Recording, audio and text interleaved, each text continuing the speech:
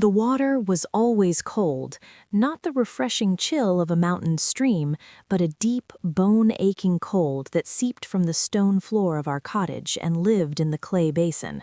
My hands, raw and cracked, plunged into it before the first gray light touched the sky over the ironwood pack. This was my dawn. A mountain of other people's laundry, smelling of sweat and pine and distant wealth, waited beside me. It was a world of gray water, gray soap, gray dress, gray future. I was Alara, I was 19, and I was invisible. For 5 years, since the fever took my father, I had been the anchor. My mother, Leora, moved through our 2 rooms like a ghost, her songs silenced by grief.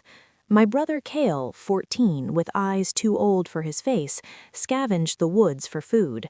My sister Mila, just 12, mended clothes until her small fingers cramped, and I washed. I washed to keep the moss-stuffed roof over our heads and the thin gruel in our bowls. Each day was the same, a grinding cycle of exhaustion, a future written in calluses and chill. But the cold water wasn't the only secret in our crumbling cottage. There was another, a legacy written not in grime, but in moonlight. My mother, before love and loss bound her to Ironwood, had not been a peasant. She had been Leora of the Celestial Chorus, a revered dancer who performed sacred rites for the royal family itself.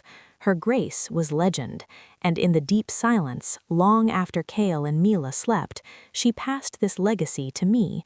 The dance is not just movement, my starlight, her whispered voice echoed in my memory as I scrubbed a lord's tunic. It is a language, a prayer written in the blood, our blood. In those secret hours, I learned steps that mapped forgotten constellations, gestures that told stories older than the kingdom. It was our stolen joy. Then the fever came again. It took my mother, as it took anyone in Ironwood that fortune forgot, and with her the music in my soul died. What was the point of dancing when it couldn't fill Kale's hollow belly or stop Mila's shivers? I locked the beautiful, useless art away, buried it. Until the morning the courier came. He picked through the mud of our lane like it was poison, his clothes neat, his expression pinched. He thrust a scroll sealed with emerald wax into my wet hand. For the girl, Alara. The paper was thick, fragrant. The words were elegant, sharp. An invitation, no, a summons, from Lady Seraphine of Highcliffe. You are commanded to attend the Royal Zenith Feast as an observer of my household. The Alpha King, Theron, hosts this gathering. It is instructive for those from humble circumstances to witness the pinnacle of our society. Suitable attire will be provided. Your attendance is not optional. I read it 3 times, the fine paper trembling. Not optional. This was no honor, it was a sentence. Kale's face darkened. It's a trap, they want to laugh at you. Mila clung to my arm, whispering about castles and fine food. My own heart, hardened by a lifetime of being unseen, screamed a warning. This was a game for wolves, and I was to be the lamb led to slaughter. To refuse was to insult a noble directly, an offense that could bring ruin down on my family. I had no choice. 3 days later, wearing a coarse gray dress finer than anything I owned, but still marking me as an outsider, I sat in a bumping cart headed for the Eyrie, the king's mountain citadel. The towers clawed at the twilight sky, windows blazing with 1,000 mocking stars. The cart didn't stop at the grand staircase where silken nobles alighted. It rattled to the back, the servants' entrance. A stern housekeeper met me. You are the observer from Ironwood. Follow. Do not speak. Do not touch. You are here to watch, not to be seen.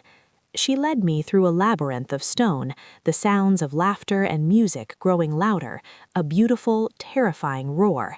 Then she opened a door, and my world shattered into a million glittering, hostile pieces. The grand hall was a cavern of gold and fire, vast enough to swallow my entire village. The air smelled of perfume and roasted meat and unimaginable power. Wolves in silks and furs moved with a predatory grace, their laughter like shattering crystal, and at the far end, on a throne of obsidian, sat Alpha King Pharaon. He was younger than the stories, but his youth was a lie.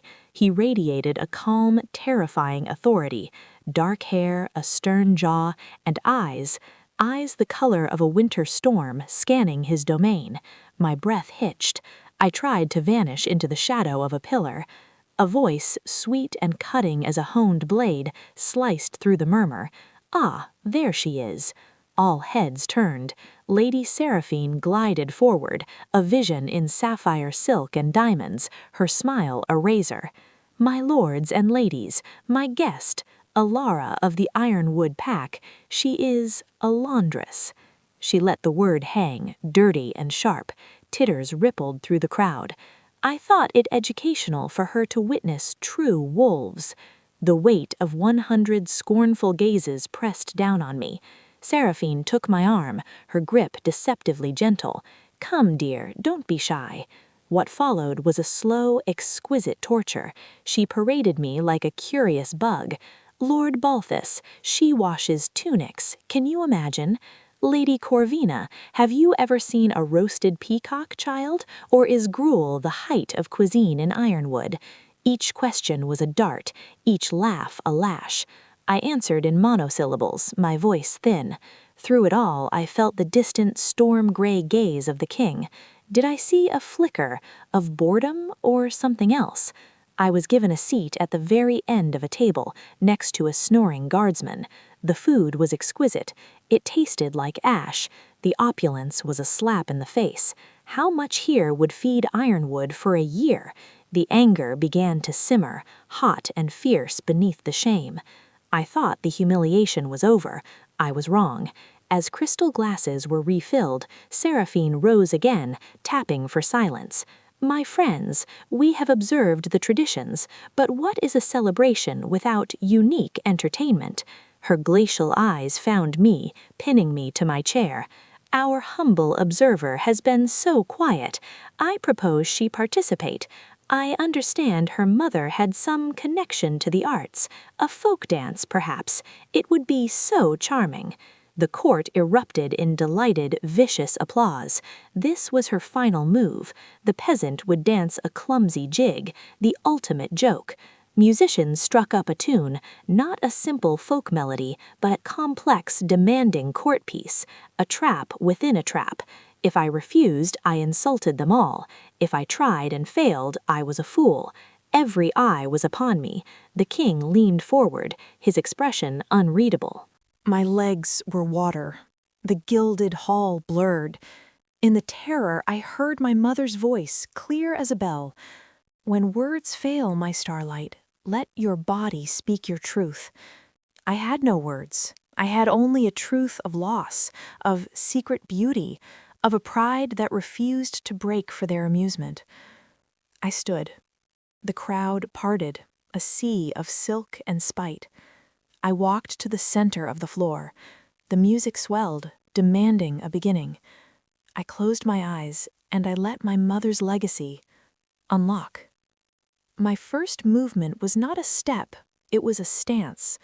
The vigil of the veiled moon, a sacred pose of mourning and resilience known only to the celestial chorus. My back straightened with a sorrowful dignity. My arms rose, speaking of unbearable weight. A dead silence fell. The laughter died. And I began to dance. The world fell away. I was no longer Alara the laundress in a hall of wolves. My body, moving into the second sequence, a slow, turning step that mirrored a waning crescent, became a vessel for something ancient. The cheap gray wool of my dress melted into insignificance. It was the movement that transfigured me. The pure, unadorned grace flowing from a deep, untapped well. My raw, red hands, usually clenched in labor, unfolded like pale flowers. Each finger traced a story on the air. I didn't follow the complex music meant to trip me. I conversed with it. My leaps carried a weightless sorrow. My extensions were a reach for something perpetually out of grasp. This was no rustic jig. This was an elegy, a prayer, a history written in muscle and memory. The stunned silence in the hall changed.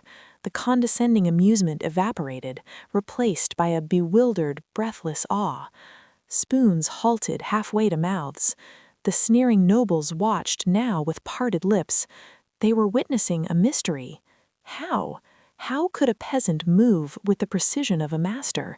How could her simple performance hold a power their polished entertainments lacked? At the high table, Lady Seraphine's perfect smile shattered. It lay in pieces around the tense line of her mouth. Her eyes were wide not with delight, but with dawning, cataclysmic horror. Her plan hadn't just failed, it had rebounded with a force she could not comprehend. And on the obsidian throne, Alpha King Theron was no longer leaning forward. He was rigid. His hands gripped the arms of his chair, knuckles white. The storm in his eyes had stilled into a focused, piercing intensity. He was not watching a curious performance. He was deciphering a code. He knew these forms, not from court balls, but from the faded, restricted texts in the royal archives, from whispered legends of the sacred ritualists.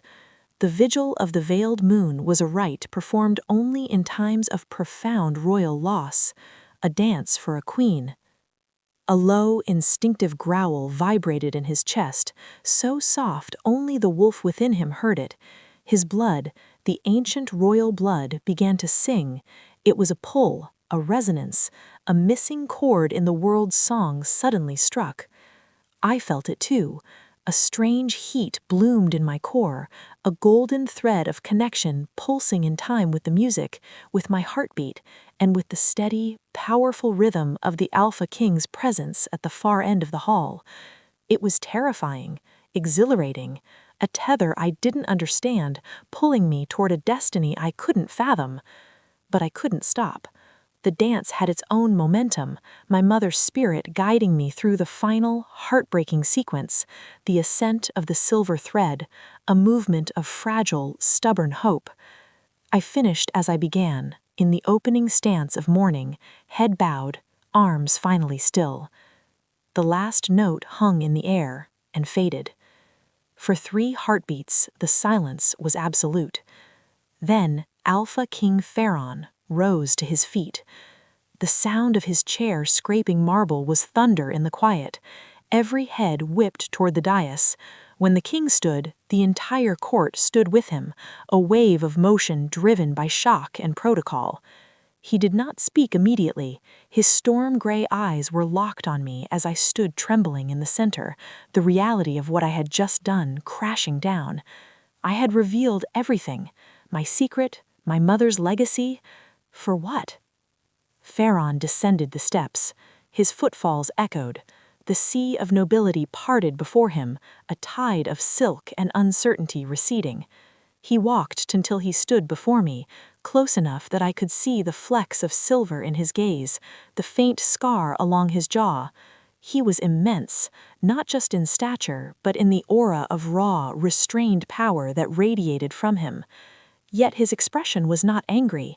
It was profoundly serious, etched with a wonder that bordered on disbelief. His voice, when it came, was low, meant for me first, yet carrying to every straining ear. That, he said, the word weighted with awe, was not a folk dance. I could only stare, my throat tight. Those were the movements of the celestial chorus, the vigil of the veiled moon. He stated it as a fact rewriting history. A sacred royal ritual lost for 3 generations. A dance performed only by initiated ritualists of the highest lineage. A gasp rippled through the court. Sacred, royal, lost.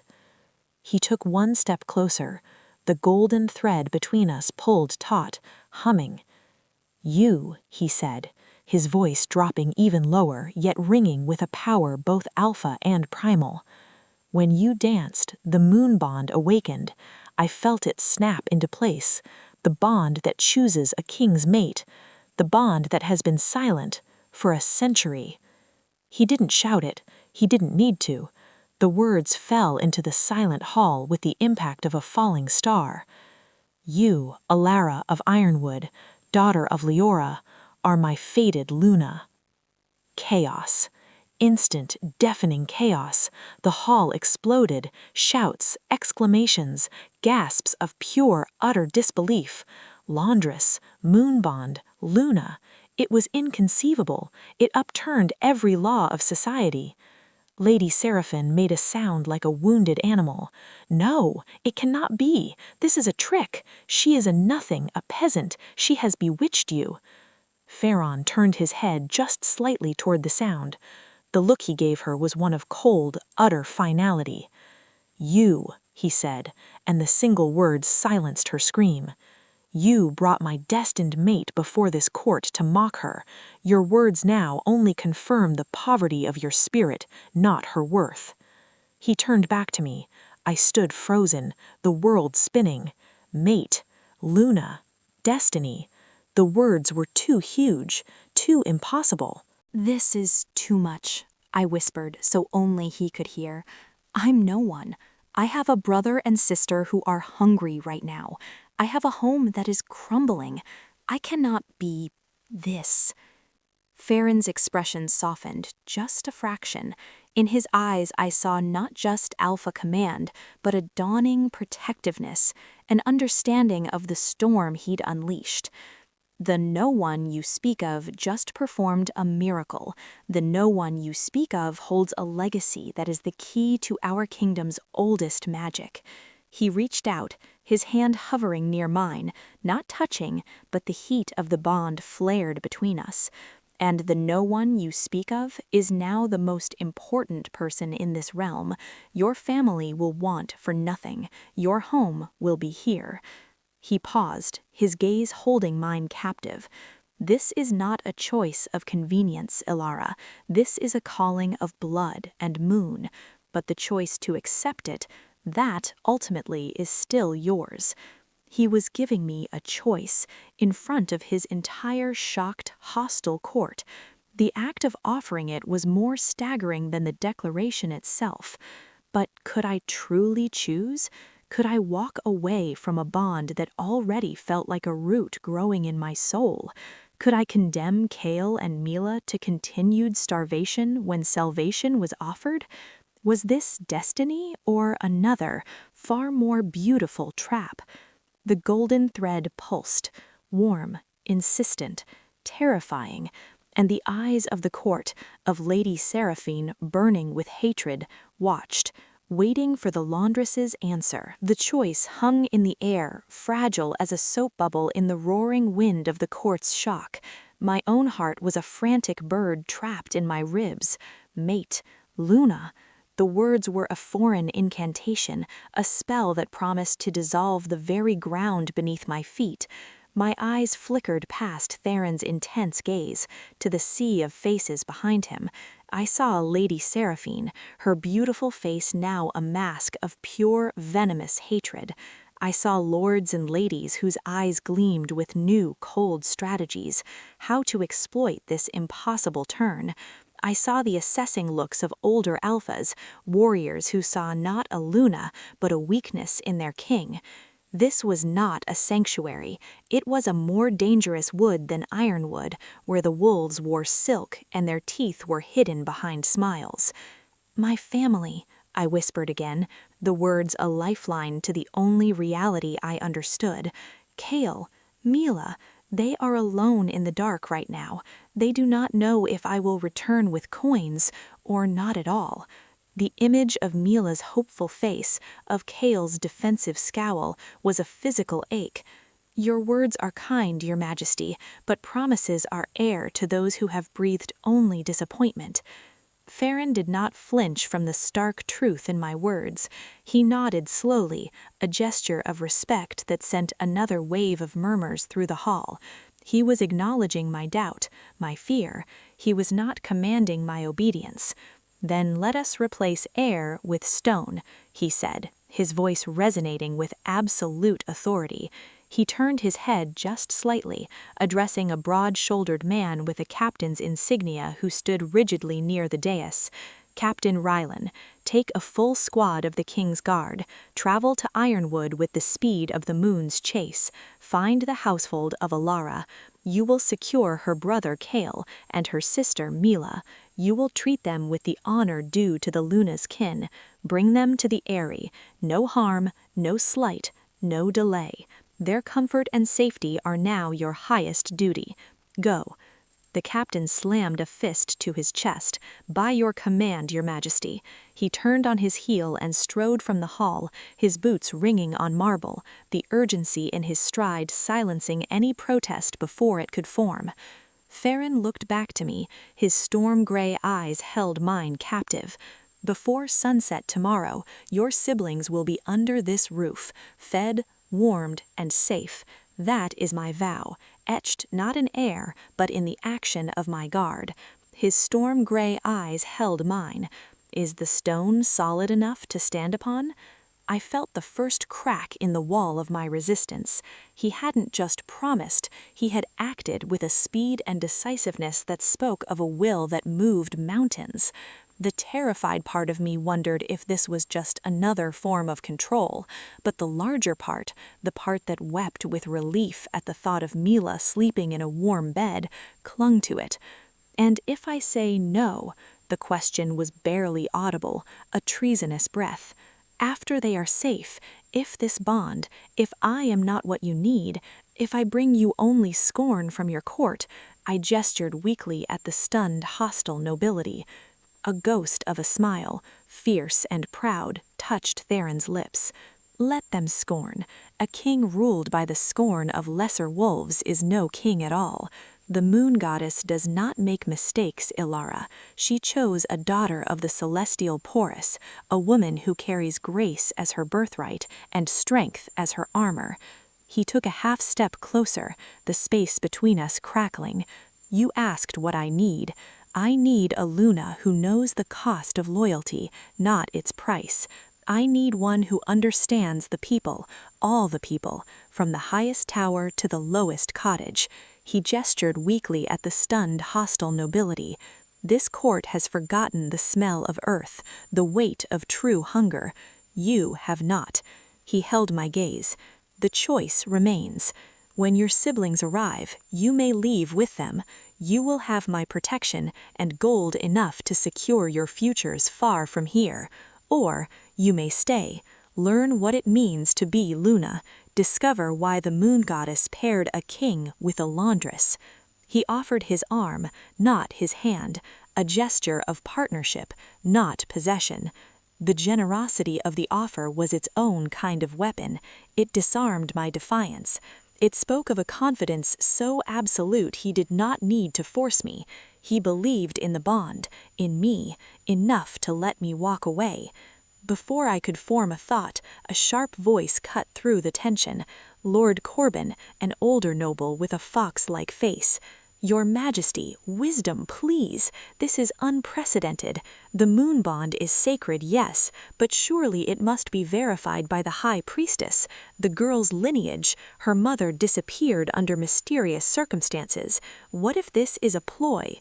He spoke about me as if I were a diseased animal. Farron's expression hardened. "The bond verifies itself, Corbin. I feel it, she feels it. That is the only verification the moon goddess requires." He looked back to me, his gaze asking silent permission. I gave a tiny, tight nod. The secrets were gone. As for her mother, she was Leora, the greatest ritualist of her generation, who left for love. That is no mystery. It is a tragedy for our kingdom that her gifts were lost. He turned his gaze back to the court, a challenge in his eyes. "Now they are found. The discussion is not whether Ilara is my mate. The discussion is how this court will welcome its Luna." An elderly lady, her back straight as a spear, stepped forward. Lady Moira. Her face was lined with wisdom, not malice. She bowed first to Theron, then, surprisingly, offered a deeper, respectful nod to me. "Your Majesty, my lady." Her voice was clear and calm. "The dance, it was the true vigil. I saw it performed once, as a child, by the last true ritualist. I never thought to see it again. It is a sign, clear as moonlight. The court may rustle with surprise like dry leaves, but the old trees know the wind has changed. She met my eyes. Welcome, daughter of Leora. The Aerie has been waiting for you. This endorsement was a lifeline. It gave others permission to bend. I was overwhelmed. I looked from Lady Moira's kind eyes to Theron's waiting ones. The golden thread pulsed. Warm, steady. It wasn't a demand. It was an invitation. A terrifying, impossible invitation to step out of the gray, grinding certainty of poverty and into a dazzling, dangerous unknown.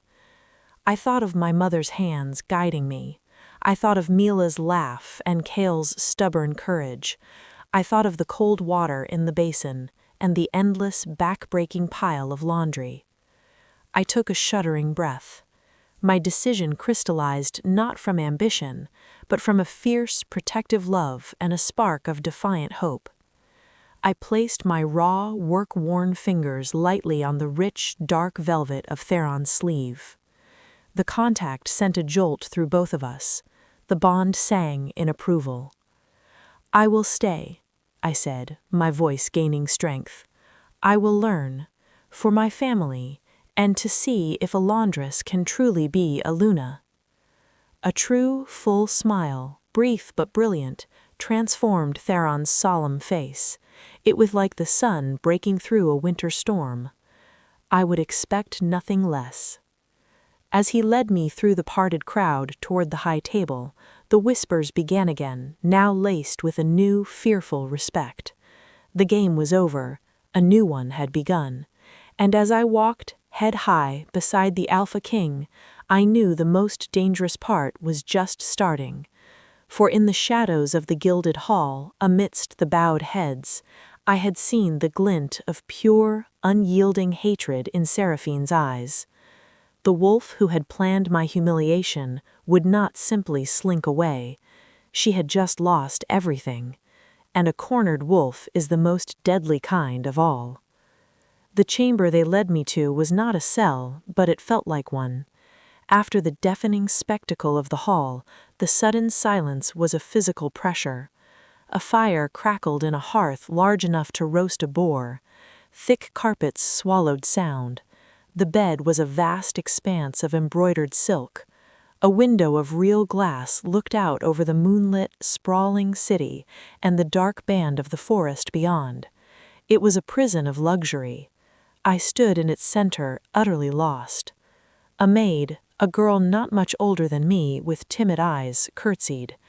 "My lady Luna, I am Mara. I am to attend you. Would you like me to help you undress?" The title, Luna, struck me like a slap. "No," I said, too quickly. "Thank you. I need to be alone." When she slipped out, I was engulfed by the silence. I walked to the window, pressing my forehead against the cool glass. Somewhere out there, Captain Rylan was riding hard for Ironwood. Had Kale tried to fight them? Was Mila terrified? A knot of anxiety tightened in my stomach. A soft knock. Before I could answer, the door opened. Lady Moira entered, purposeful and quiet. She carried a tray with a steaming cup and simple bread and cheese. "I thought you might not feel up to facing the feast again," she said gently, "and rich food on a strained heart is never wise." I stared, suspicion warring with a desperate need for guidance. "Why are you being kind to me? You are a high-born lady. I am—" "You are the Luna," she finished firmly, "and you are a young woman who has had the world turned upside down in an hour. The two facts are not separate." She gestured to a chair. "Sit, please." Hesitantly, I sat. Moira took the chair opposite, her keen eyes studying me. "You saw the hatred in Seraphine's eyes. Good. You should see it. That is the first lesson of this cage. Know your enemies.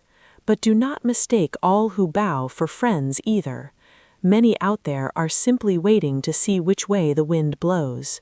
They will smile and call you Luna while they decide if you are an obstacle or a tool. My shoulders slumped. How can I possibly survive this? I don't know their rules, their games. I can't even read more than my name. You survived Ironwood, Moira countered. You survived Seraphine's trap tonight and turned it into a triumph. That is a different kind of strength, one this court has forgotten. She leaned forward. As for the games, play none of them. It is the only way to win. Be exactly who you are. It is your greatest weapon and their greatest confusion. Who I am is a laundress, I whispered, the truth aching. Who you are, Moira corrected softly, is a woman raised with a sacred legacy who knows the weight of water and the value of bread. Who you are is the daughter of Leora, whose grace moved a kingdom tonight. Let them see that. The laundress and the ritualist, the peasant and the Luna. The combination is why you are here. She pushed the tray closer. Eat, then rest. Tomorrow the real work begins. The king has bought you a night's grace with his command, but by dawn the court will be buzzing like a stirred hornet's nest. They will test you. They will probe for weakness. What should I do?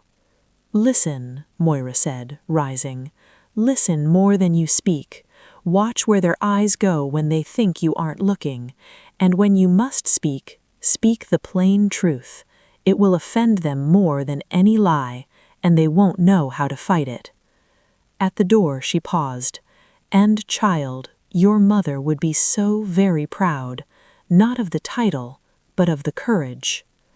When she was gone, I finally let the tears fall. Silent, hot streaks of fear, relief, and overwhelming loneliness. I was alone in a tower of power, promoted to queen on a board I didn't understand. Sleep was a futile hope. I paced. I traced the carvings on the furniture, wondering how many hours of labor each one represented. The opulence was suffocating. Just as the moon began its descent, a different sound reached me, not from the hall, but from outside. A low, rhythmic scraping, like stone on stone, coming from the balcony. My breath caught. An assassin? A spy? Seraphine's vengeance? Moving as silently as my mother had taught me, I crept to the glass door. I had no weapon. Before I could fetch the heavy candlestick by the bed, the scraping stopped. Tap, tap, tap. On the glass. Slowly, heart hammering, I inched the door open a crack. The cold night air rushed in.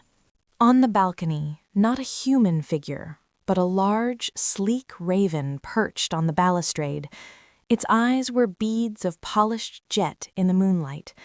In its beak, it held not a message, but a single, perfect white feather, a feather not native to these stone cliffs. It tilted its head, watching me intently. Then it dropped the feather onto the stone floor, gave a low, guttural croak that sounded oddly like a question, and launched itself into the void, vanishing. I stood frozen. I stepped out and picked up the feather. It was impossibly soft, glowing faintly. A sign? A warning? As I turned it, I saw tiny, almost invisible markings along the shaft, not natural patterning, but minute, deliberate glyphs. They were the same swirling symbols my mother had sometimes drawn in the dirt, symbols, she'd said, of the old language of the moon. A chill that had nothing to do with the wind went down my spine. This was no coincidence. This was a message.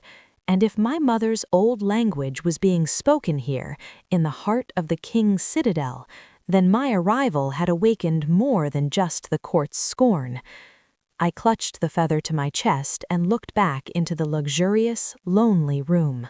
The silence was no longer empty. It was watchful. The games had not ended with the feast. They had moved into the shadows, and now I was not just playing for a title, but deciphering a mystery written in moonlight and feathers, a mystery that whispered my mother's name and promised that the secrets of the celestial chorus were very much alive and very, very close. Dawn arrived without mercy. I had not slept, the strange feather my only companion in the long, silent hours. Mara arrived with the sunrise, her eyes widening at my simple gray dress still laid out from the night before.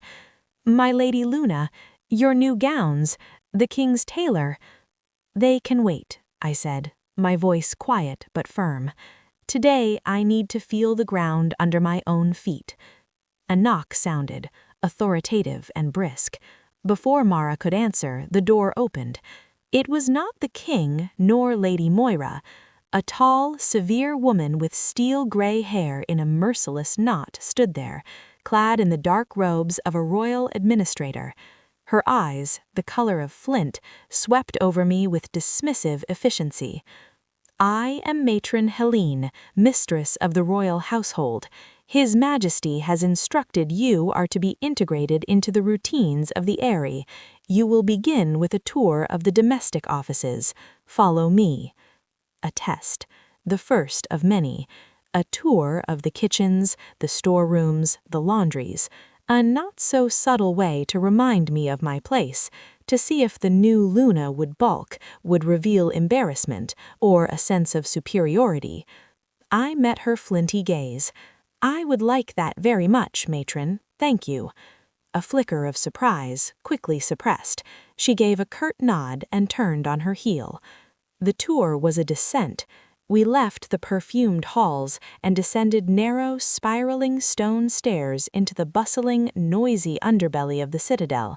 The air grew warm, thick with the smells of baking bread, harsh soap, and sweat. Here was the true engine of the Eyrie, powered by an army of servants. Helene marched ahead, pointing out rooms with clipped explanations. I did not flinch. Instead, I saw familiar things on an impossible scale: the massive copper pots, the mountainous piles of laundry, the work tables scarred from generations of use. I saw girls my own age and younger, backs bent, faces flushed from steam or strain.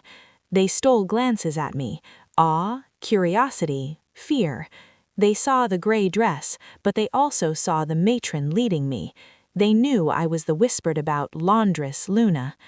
In the vast laundry hall, the thunder of boiling water and the rhythmic slap of wet cloth on stone was a symphony I knew by heart.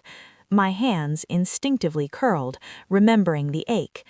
A young girl, struggling to wring out a heavy sheet, lost her grip. The wet fabric slapped back into the stone trough, splashing murky water over the floor and onto the hem of Matron Helene's immaculate robe. The girl froze, her face white with terror. "I'm so sorry, matron. I didn't mean—" "Clumsy wretch," Helene snapped, her composure cracking. "That is imported Lycian silk. Do you have any idea of its cost? Your wages for a month wouldn't cover the cleaning." The girl began to cry silently, shoulders trembling. The other workers kept their heads down, movements becoming frantic. A hot surge of memory, the terror of breaking something, of incurring a debt that could never be repaid.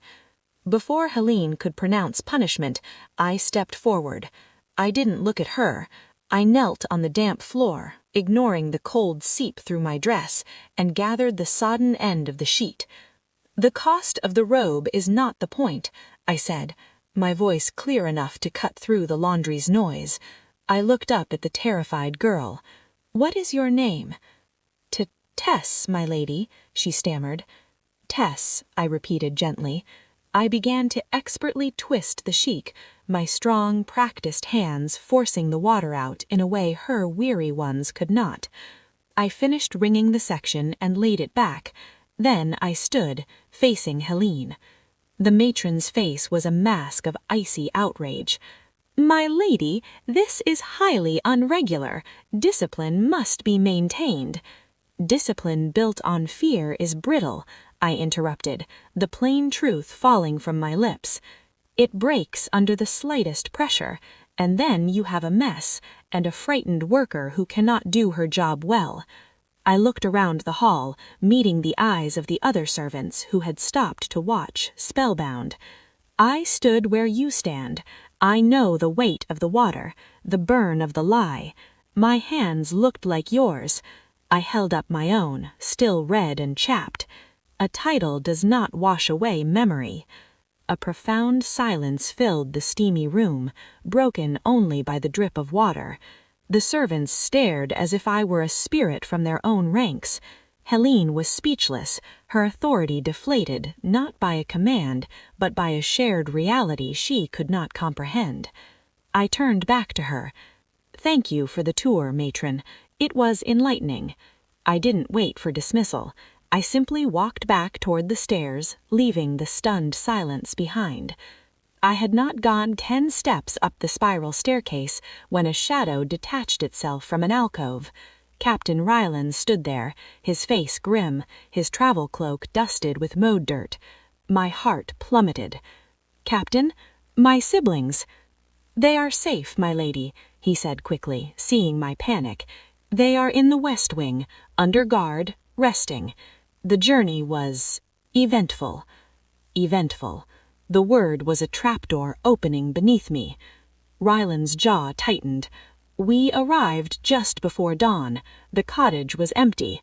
There were signs of a struggle, an overturned stool, a broken bowl. We tracked them into the woods." He met my eyes, his own burning with a cold fury. "We found them being questioned by 2 of Lady Seraphine's personal guards." The world tilted. Seraphine. She hadn't retreated. She had struck at my most vulnerable point. Questioned? My voice was a deadly whisper. They claimed they were ensuring the stability of the territory by verifying your story, that you might be an imposter. Ryland's disgust was evident. They were pressing the boy, Cale, for details about your mother, about your past. He was putting himself between them and the younger girl. He's got a black eye and a fierce spirit. Rage, cold and sharp, replaced my fear. They had touched my family. Where are Seraphine's guards now? In the Ares dungeons, by my order. I informed the king immediately upon our return. He is not pleased. This was no longer a game of courtly humiliation. This was an act of war. Seraphine had sent armed men to terrorize children in the dead of night.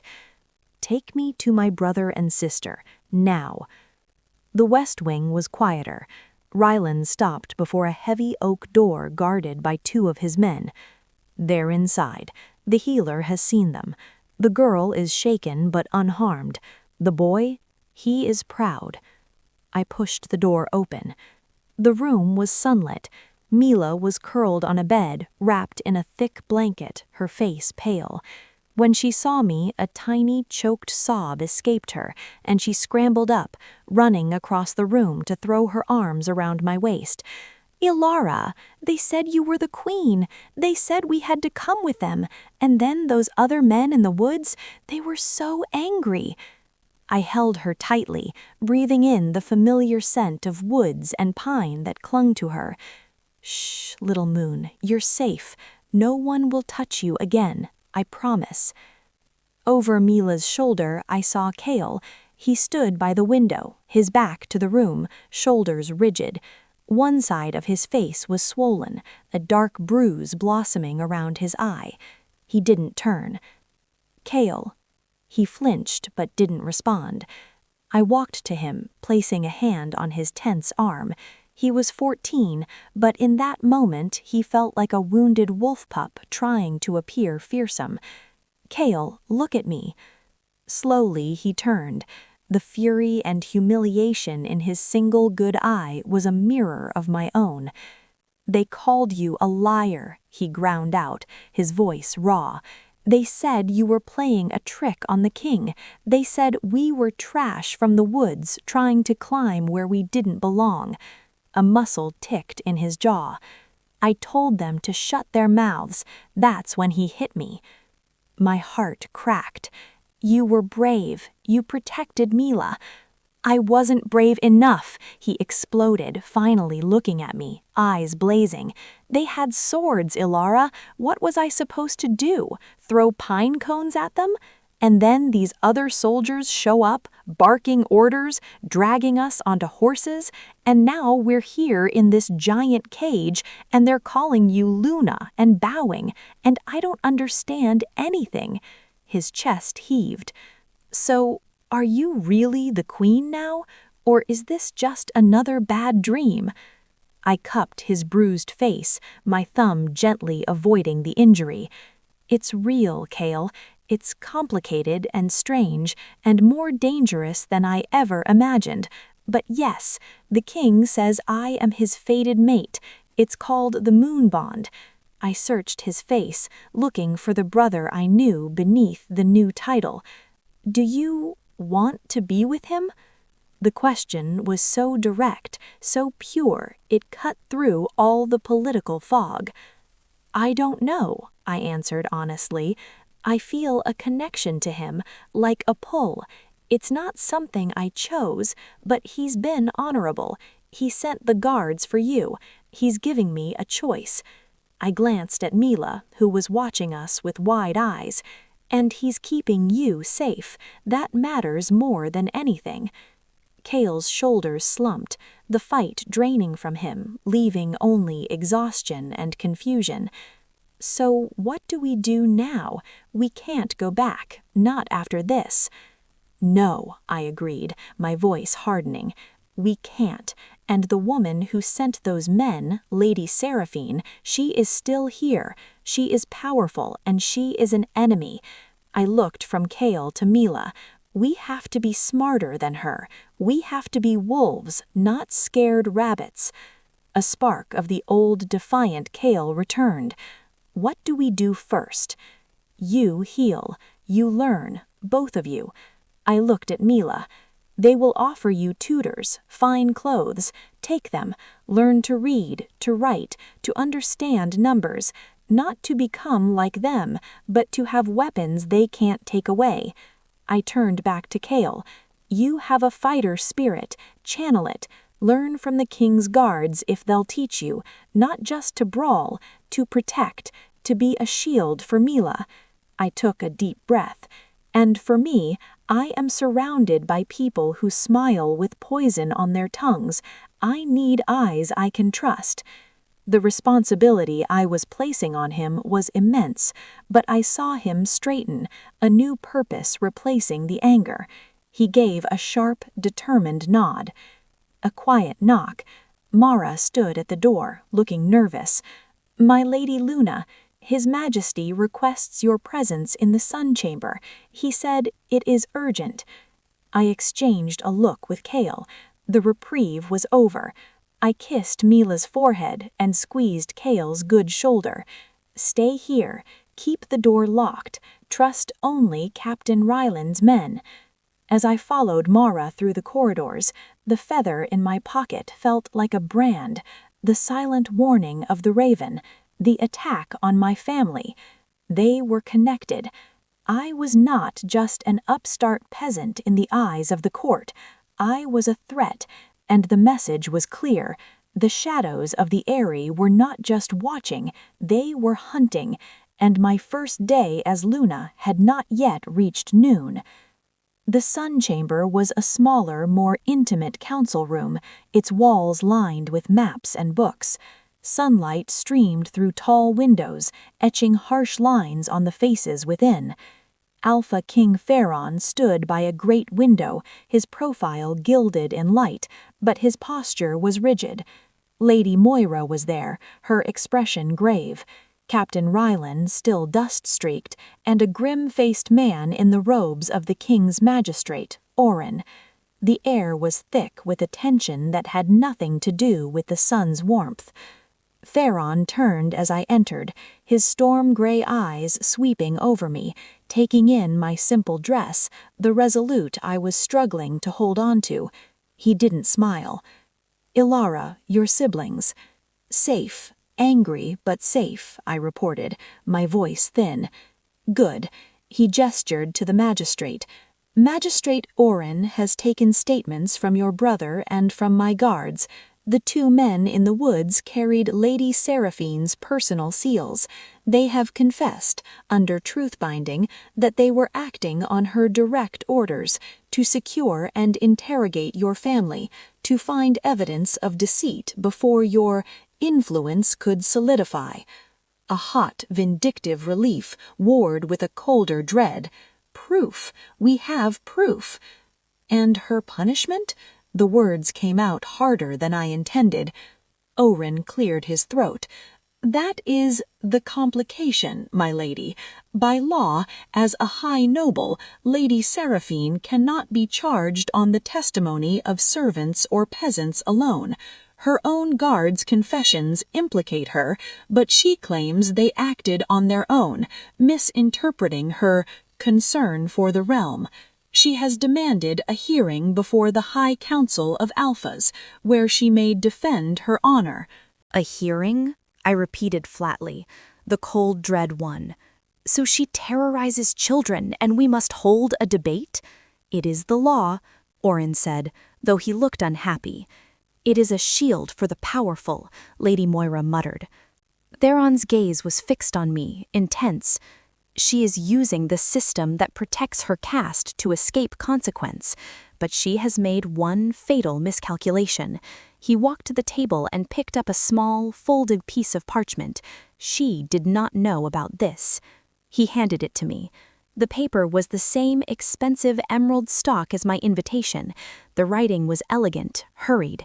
The laundress dancer is more than she seems. The old symbols were seen. She must be discredited before the bond settles, or all is lost. Use the family, find the weakness. It was unsigned.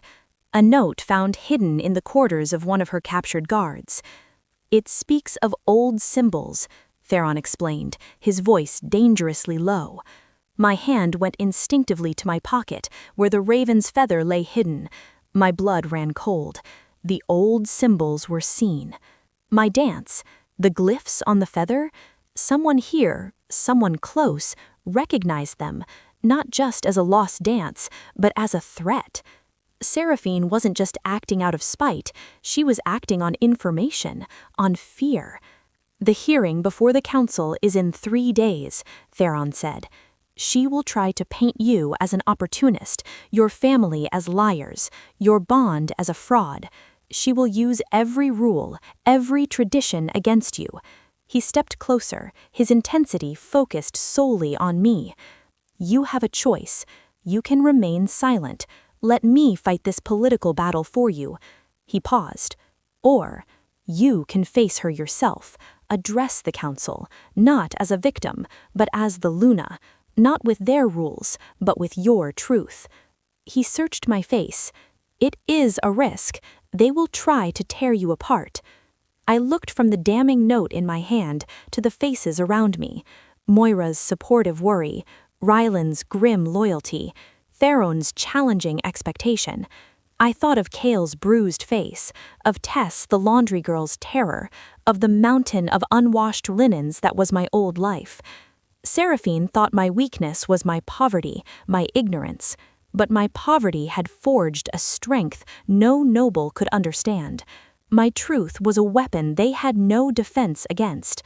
I lifted my chin, meeting Theron's stormy eyes in the sunlit room. I will speak, I said, my voice clear and steady. Let her hide behind her laws and her lineage. I will stand before them all, and they will hear the truth from the laundress's mouth, and they will learn that the woman they tried to break is the one who will hold their kingdom together. A fierce, approving light ignited in Theron's gaze. In that moment, the golden thread of the bond between us didn't just hum, it blazed with a shared, defiant fire. The battle lines were drawn. The pawn had left the board. The queen was ready for war. The 3 days were a whirlwind. Lady Moira became my strategist. We pored over lineage charts in my chambers. Seraphine of Highcliffe is not an isolated viper, Moira said, her finger tracing a complex web of names. She is the flower of a thorny bush, the Ashford line. Her uncle sits on the very council you will face. Her cousin commands a border battalion. To pull one thread is to risk unraveling a tapestry. She fixed me with a serious look. Your task is to show them that she is the source of chaos, that true stability lies with Elena, who has the legitimate moon bond, and the forgotten magic of the chorus. It felt like a role I could never play. You don't need to project anything, a new voice said from the doorway.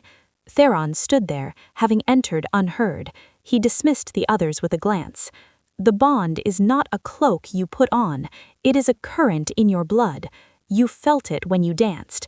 That raw truth was what called to the bond, and to me. That is what you must show the council.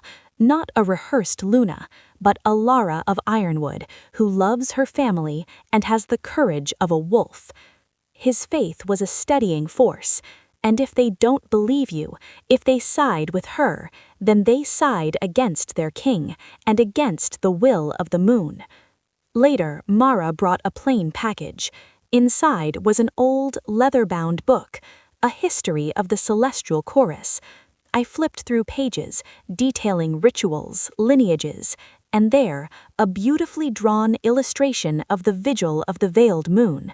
Beneath it, a name, Leora of the celestial chorus, last true keeper of the vigil. Tears blurred the page. This was a gift, but from whom? On the last page, tucked into the binding, was another white feather, identical to the first. This time, a single glyph was inked on it, a crescent moon cradling a single star.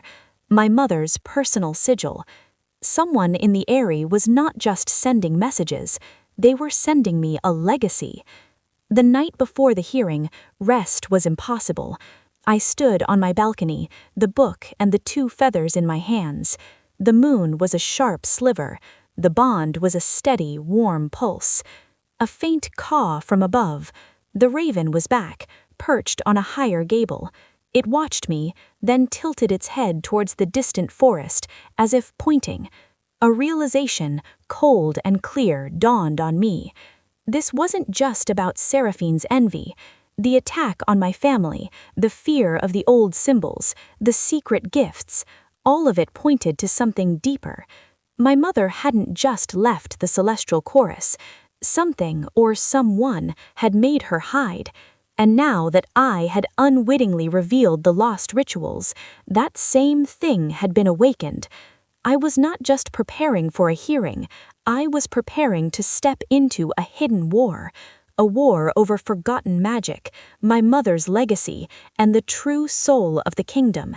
And tomorrow, before the assembled might of the realm, I would have to take my first stand, not knowing who, besides the king, was truly on my side. The maze had many paths, and in the dark, it was impossible to tell friend from foe. The chamber of the High Council was a circle of judgment carved from cold gray stone. High, narrow windows cast severe shafts of light onto the floor, illuminating motes of dust that danced like anxious spirits. The air smelled of old parchment, unyielding tradition, and a faint metallic tang of fear. I entered through a side arch, accompanied only by Lady Moira. I wore the deep midnight blue dress, my hair braided simply back, no jewels. My only armor was my posture and the calm I had practiced until my face ached. The tiered benches were packed, a murmuring throng of nobles, their eyes sharp with curiosity, disdain, and open hostility, tracked my every step to the petitioner's bench. The weight of their judgment was a physical pressure. At the far side, on a raised dais under a carved lintel of the moon goddess, sat the 9 members of the High Council of Alphas, old faces, lined with the burdens of rule and war, carved from the same stone as the walls. Among them I saw Lord Corbin, the fox-faced counselor who had questioned me. His gaze was cold, assessing. Next to him, a broad, grim-faced man with a silver-streaked beard, Lord Balthazar, Seraphine's uncle. His eyes were hammers waiting to fall. Alpha King Theron sat in a throne-like chair to the side, separate, a silent, powerful observer. The bond between us was a taut, steadying cord. Then the main doors opened. Lady Seraphine entered, a vision of wronged nobility in mourning gray and silver, her face pale, eyes downcast, the perfect picture of dignified suffering. She took her place opposite me, not deigning to look my way. The chief counselor, an ancient alpha named Gregor with a voice like grinding stone, called the session to order. Lady Seraphine of Highcliffe, you are charged with abuse of power and conspiracy to harm. How do you plead? Seraphine rose, her movements graceful, sorrowful. I plead innocent to these malicious charges, Chief Counselor. Her voice trembled artfully. My heart has ever been devoted to the stability and purity of our realm. When a stranger of unknown lineage captivated our king with a lost dance, was it not my duty to seek the truth? I merely ordered a discreet inquiry to protect our king from potential enchantment. My guards, overzealous in their loyalty, misinterpreted my caution. For that I grieve. But conspiracy? Harm? Never. She placed a hand over her heart, eyes shining with unshed tears. I am the victim here, of slander from one who seeks to climb from the mud to the throne on a ladder of trickery. It was a masterful performance. She had reframed her crime as patriotic duty, painted me as a schemer, and reduced the assault on children to a bureaucratic mistake. Murmurs of agreement rustled through her supporters. Chief Counselor Gregor turned his milky, discerning eyes to me. Alara of Ironwood, you have heard the defense. The council will hear your account. Every fiber wanted to scream, to denounce the venomous liar across the room, but I remembered Moira's words, play none of their games. I stood, walked to the cold stone podium. The silence became absolute and hungry. I placed my hands on the smooth, cool stone. I did not look at the council. I did not look at Seraphine. I looked at the middle distance, gathering the raw, plain truth. I am Alara, I began, my voice clear, but not loud, carrying in the dead air. I am from Ironwood. For 5 years, since I was 14, I have worked as a laundress. I lifted my hands, turning them so the light caught the red, cracked skin, the broken nails. I did not seek your world. I was summoned here by Lady Seraphine, to be mocked as a curiosity in a dress meant to shame me. I paused, letting the image sink in. When she demanded I danced not to captivate a king, but to honor my dead mother, the only legacy she left me that couldn't be eaten or sold for firewood. My voice wavered, not with performance, but with real grief. I know nothing of trickery. My mother taught me in our dirt-floor cottage by firelight while my siblings slept. She was Leora. She danced for kings once, then chose love over crowns. That is all I know of her lineage. I finally turned my gaze to the council, meeting each pair of stony eyes. 2 nights ago, my brother Cale, who is 14, and my sister Mila, who is 12, were taken from our home in the dark by armed men. My brother was struck for defending his sister. They were questioned about my mother, about our past. I turned now directly facing Seraphine, who had lost her look of sorrow and was staring with icy hatred. You did this not for the kingdom. You did it because your game of humiliation failed, because the mud you tried to grind me into revealed a diamond you did not expect. You did it out of spite, and when you were caught, you hide behind your title and call it duty. The accusation rang like a bell in the stone chamber. Lord Balthazar surged to his feet. You dare speak to a lady of Highcliffe in such a manner, you impudent? I dare speak the truth, I shot back, my voice rising, fueled by a lifetime of silent endurance. What is a title if it is a license for cruelty? What is a lineage if it teaches only contempt for those who struggle? I swept my gaze across the nobles in the benches. You all feast in the eyrie while ironwood starves. You wear silk while laundry girls' hands bleed. You debate laws while children are hunted in the dark for the crime of being poor. Where is the duty in that? The chamber was stunned into silence. No one spoke to the High Council like this. No one. It was then that Theron moved. He didn't stand, but his voice, deep and calm, filled the space. The moon bond is not a theatrical trick, counselors. It is the oldest magic of our kind. I felt it awaken. It recognizes her. Deny her and you deny the goddess's will. He let that seismic threat hang. And as your king, I ask you, does the law exist to protect the powerful from consequence, or to deliver justice for all, even for a laundress from Ironwood? The chief counselor, Gregor, studied me for a long, silent moment. He looked at my hands. He looked at my face. He glanced at Theron. Then he looked at Seraphine, beautiful and poisonous. The evidence of the guard's confession and the intercepted note is direct. Lady Seraphine's actions, motivated by malice rather than duty, constitute a gross abuse. However, the law regarding high noble indictment requires more than testimony. My heart sank. Was he going to let her go?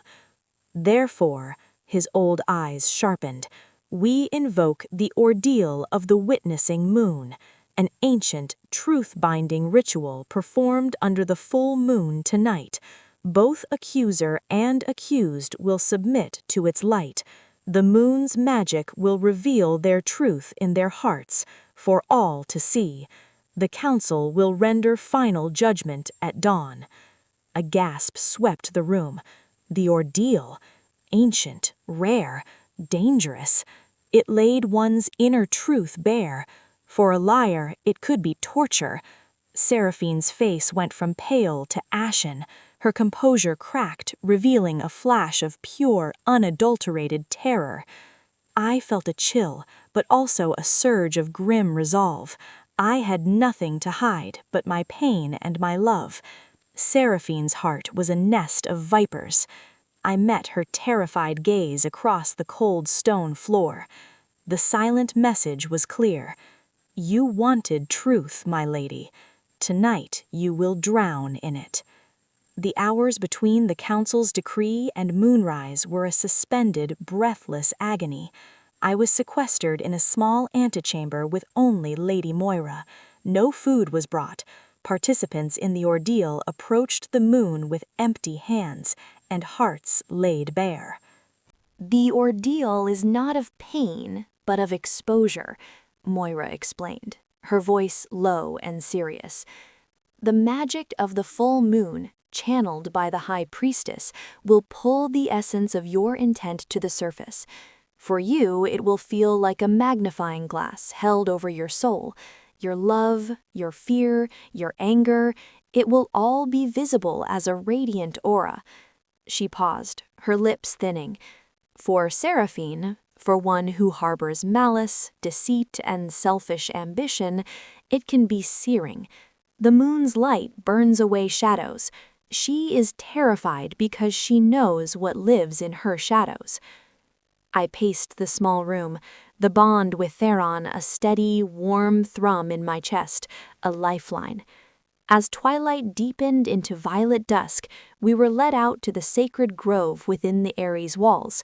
An ancient circle of silver-barked trees stood beneath the vast, open sky. The full moon hung heavy and low, a perfect, luminous pearl, its light so bright it cast sharp, black shadows. The entire council, the king, and a hushed crowd formed a wide ring around the grove's edge. In the center stood the high priestess, an ageless woman with hair like moonlight itself, dressed in robes the color of the night sky. She held a staff of polished moonstone that glowed with an inner light. 2 simple stone plinths waited before her. Seraphine was brought forward first. She looked fragile, her earlier confidence utterly gone. She was shaking visibly as she was guided to stand on one plinth. Her eyes were wide with animal fear. I was led to the other. The stone felt cool beneath my thin-soled shoes. I looked across at Seraphine, then up at the brilliant, watchful moon. Mother, guide me. Let them see the truth. The high priestess raised her staff. Her voice rang out, ancient and powerful. By the grace of Selene, she who watches, we call upon the witnessing moon. Let your pure light fall upon these souls. Let intention be made manifest. Let shadow be banished by your glow. Begin the ordeal. She brought the staff down, striking the earth between the 2 plinths. A column of pure, silvery moonlight, brighter than day, shot down from the orb above, engulfing both of us. For me, the sensation was not painful, but profoundly intense. It was as if my skin became transparent. A warm, pulling sensation started in my core. From my heart, light began to emanate, a soft, gold-tinged silver. It swirled around me, forming images visible to all. The small, laughing figure of Mila, Kale's defiant, protective scowl, my mother's gentle hands guiding me through a dance step, the endless, steamy laundry hall, the cold fear of the night my siblings were taken. The light was complex, streaked with sorrow, a deep blue, fierce love, bright gold, righteous anger, flashes of red, and a steady, persistent white hope. It was beautiful and heartbreaking, a visual symphony of a hard, loving life.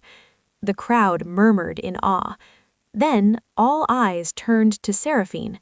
The light around her was a sickly, conflicted thing. At first, a thin veneer of pearly white tried to form, the image of a loyal subject, a concerned noble, but it was immediately eaten away by what surged from beneath. Vivid, venomous green strands of envy coiled like snakes. Jagged bolts of black hatred lanced outward. Murky clouds of deceit swirled.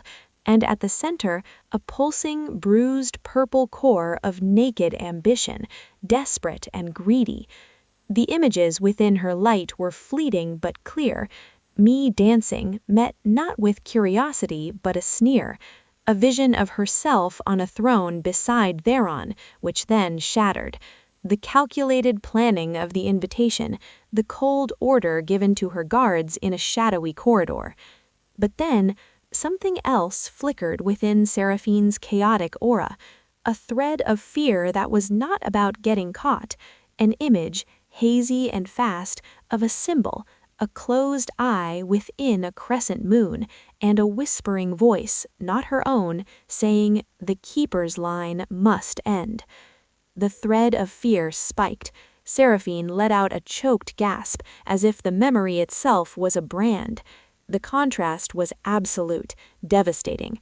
I stood in a nimbus of difficult, honest light. Seraphine was trapped in a writhing storm of her own venom. The priestess watched, impassive. After a moment that felt like an eternity, she raised her staff again. The column of focused moonlight dissolved, leaving the normal silver glow of the night. Seraphine collapsed to her knees on the plinth, sobbing, not in remorse, but in the agony of exposure. Her truth was laid bare for the kingdom to see. She was a jealous, hateful schemer, and something more. She was afraid of that symbol, afraid of that voice. I stood, breathing heavily, feeling drained but clean, as if a weight had been lifted. Chief Counselor Gregor stepped forward, his face grim in the moonlight. "The moon has witnessed. The truth is irrefutable.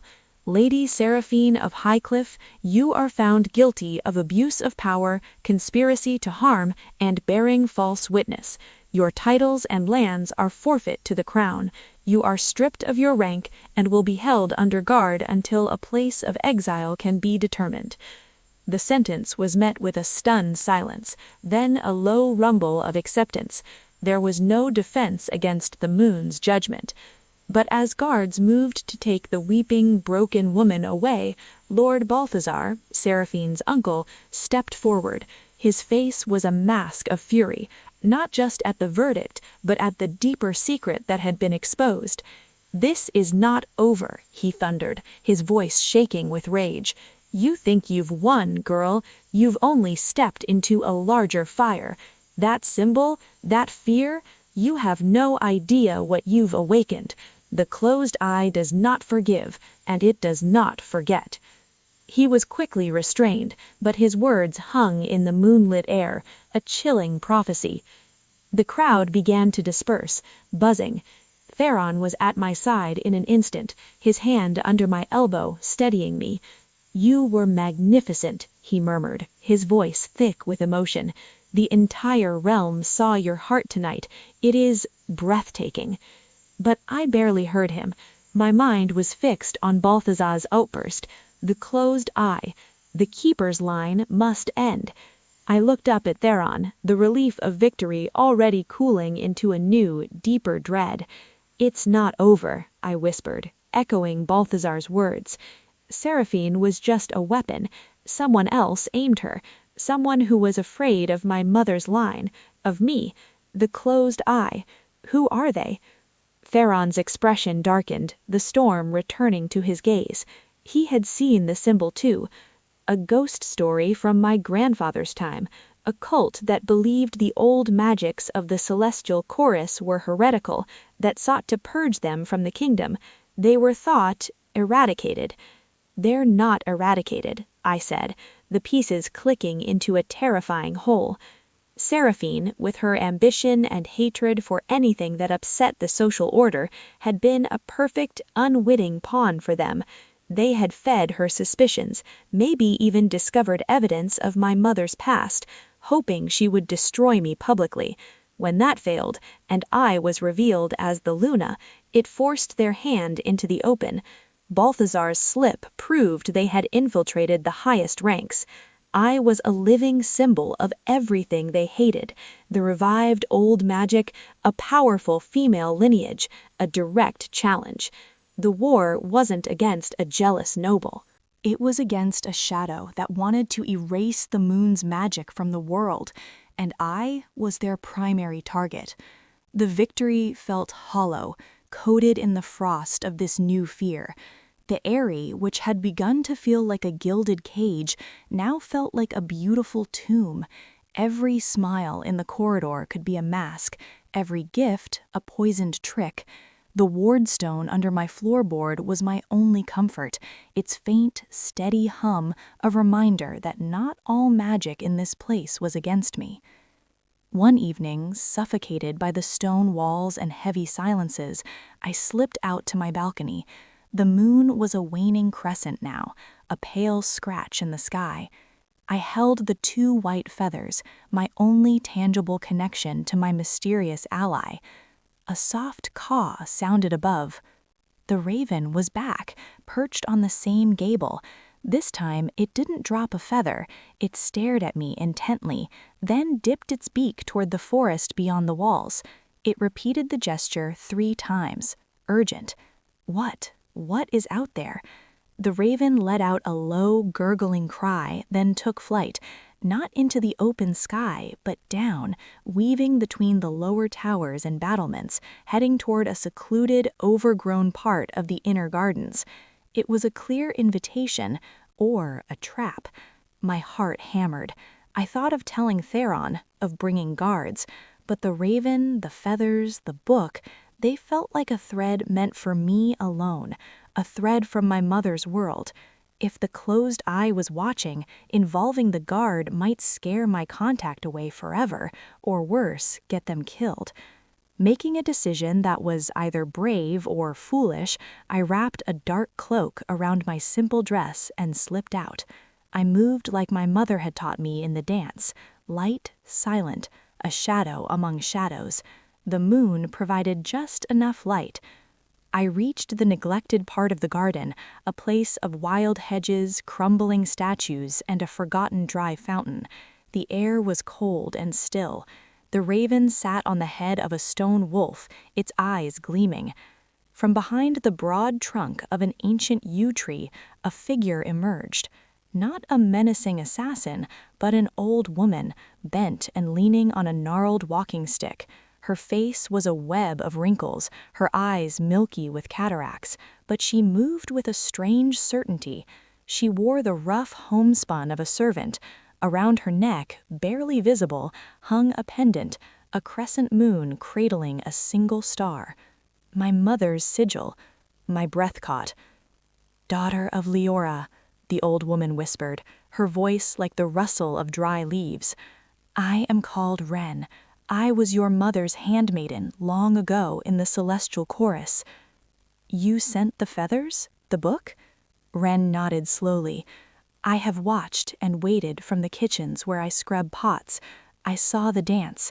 I knew the goddess's hand was upon you, and I saw the shadows stir. The eye has opened again. They are in the castle. They watch the king. They watch you." "Who are they?" "Followers of a dead prophet who saw magic as a curse.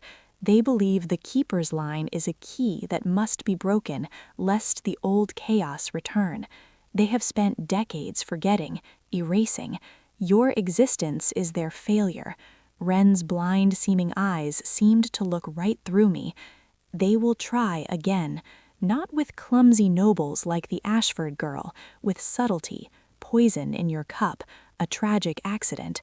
They must discredit the bond and remove the Keeper's bloodline." My blood ran cold. "What do I do?" "Learn," Wren said, urgent. "The book is your foundation, but it is not enough. Your mother's true legacy is not just dances, child. It is the language. The symbols are a key. They can be used to guard, to heal, to see truth, to reveal hidden things. You must learn to use them, not just mimic them. The bond with your king is a well of power, but the chorus's magic is the channel." She reached into her shawl and pulled out a small, flat stone, smoothed by time. On it was carved a complex, interlocking pattern of lines and crescents. "This is a ward for protection. Hide it in your room. It will dampen malicious intent, make subtle poisons taste bitter, give you a moment's warning. It is a small thing, but a start." I took the stone. It was warm in my hand. "Can you teach me?" Sadness crossed her weathered face. "I am old, and my sight for this magic is faint. I was never a ritualist, only a keeper of secrets. The true teacher is the legacy itself, the dances, the symbols, the bond. You must listen to them." She suddenly stiffened, her head cocked. "They sense the wake of power around you now. I must go. The shadows have eyes." She began to melt back into the darkness. "Wait, my mother, why did she really leave?" Wren paused, her voice dropping to the faintest whisper. "She fell in love, yes, but she also saw the darkness growing. She was warned. She chose to hide the last spark of the true chorus in the last place they would look, in poverty, in obscurity, in the heart of a child." With that, she was gone. The raven gave one last soft call and took wing. I stood alone in the dark garden, the wardstone clutched to my chest. I had an ally, but also confirmation of my deepest fears. The enemy was inside, hidden, patient, and I was their target. I thought becoming Luna was about learning to rule. Now I understood it was about learning to survive. I had to master not just a kingdom's politics, but its oldest, most dangerous magic.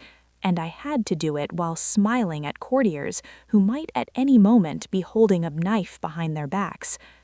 The raven had shown me a friend, but it had also shown me the depth of the forest I was lost in, and somewhere in that forest, a closed eye was watching me, waiting for me to stumble.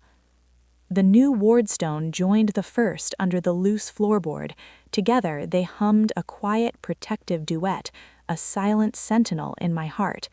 My days took on a new, desperate rhythm. Mornings were for the visible struggle, lessons with irritable tutors on history, economics, dizzying genealogies. I struggled, my mind used to the practical calculus of soap and water, not trade tariffs. Their thinly veiled impatience was a constant sting, but I endured. Ignorance was a luxury I could no longer afford. Afternoons, under the guise of rest, were for the hidden war. With Lady Moira as a vigilant lookout, I retreated with the ancient book. But I was no longer just reading. I was listening, as Wren had instructed. I began with the dance, not performing it, but feeling it. I would hold a single pose from the vigil until my muscles trembled, focusing not on the shape, but the sensation it created, a specific hum in my blood, a coolness along my skin, a pinpoint of warmth in my mind. I began to map the dance not as steps, but as a circuit of power within myself. Then the symbols. I found the glyph for the wardstone, the knot of warding. I spent hours with charcoal and parchment, not just copying it, but pouring my intention into each line. Protection, safety for Kale and Mila, a shield around Theron.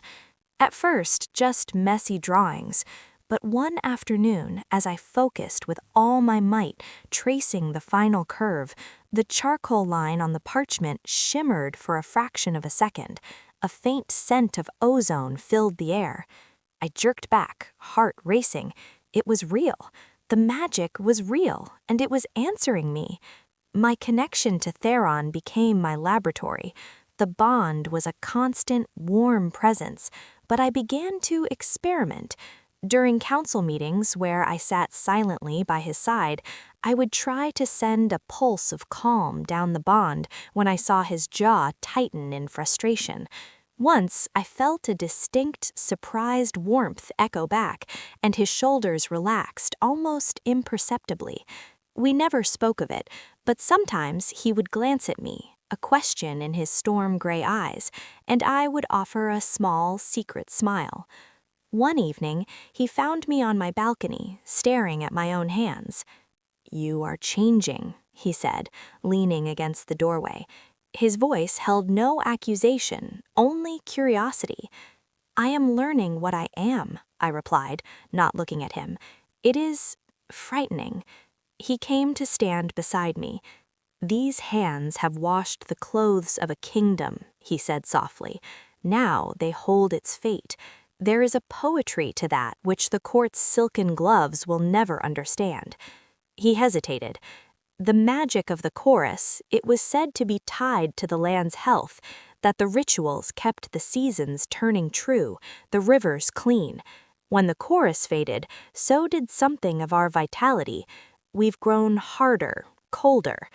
I looked up at him, seeing the weight of kingship, the longing for something purer than politics.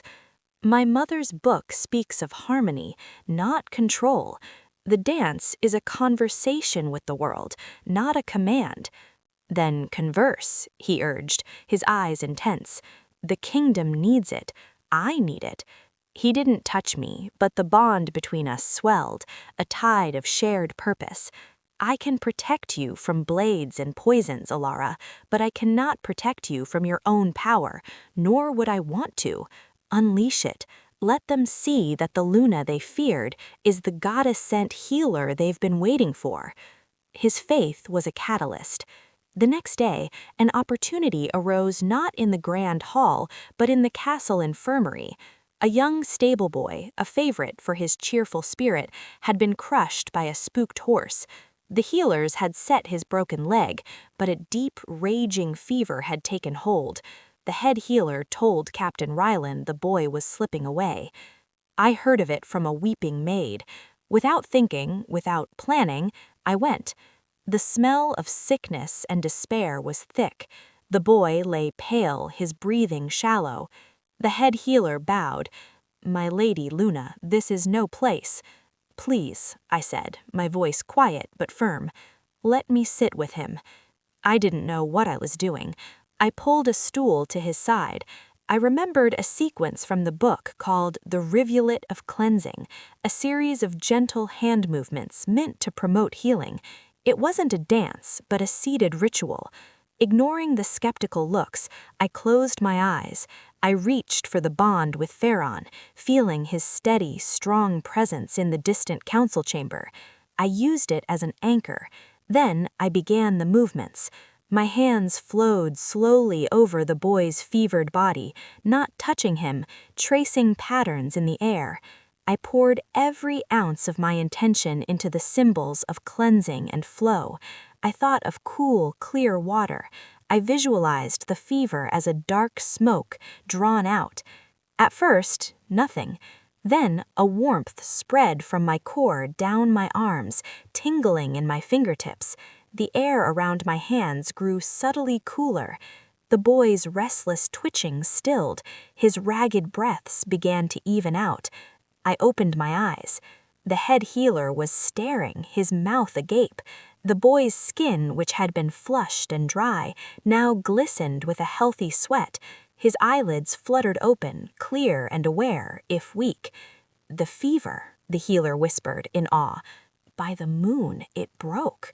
I stood suddenly, exhausted as if I had run for miles.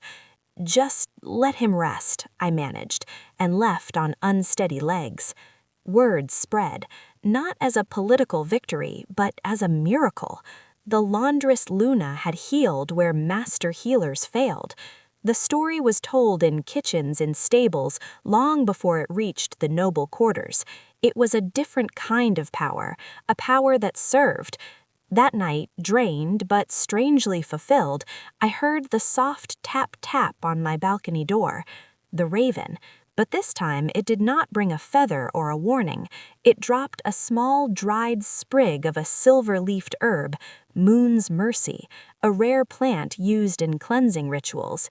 It was not a warning, it was an offering, an approval. I smiled wearily at the bird. I was no longer just a student or a target. I was becoming a practitioner. And as my understanding grew, so did the alarm of my hidden enemies.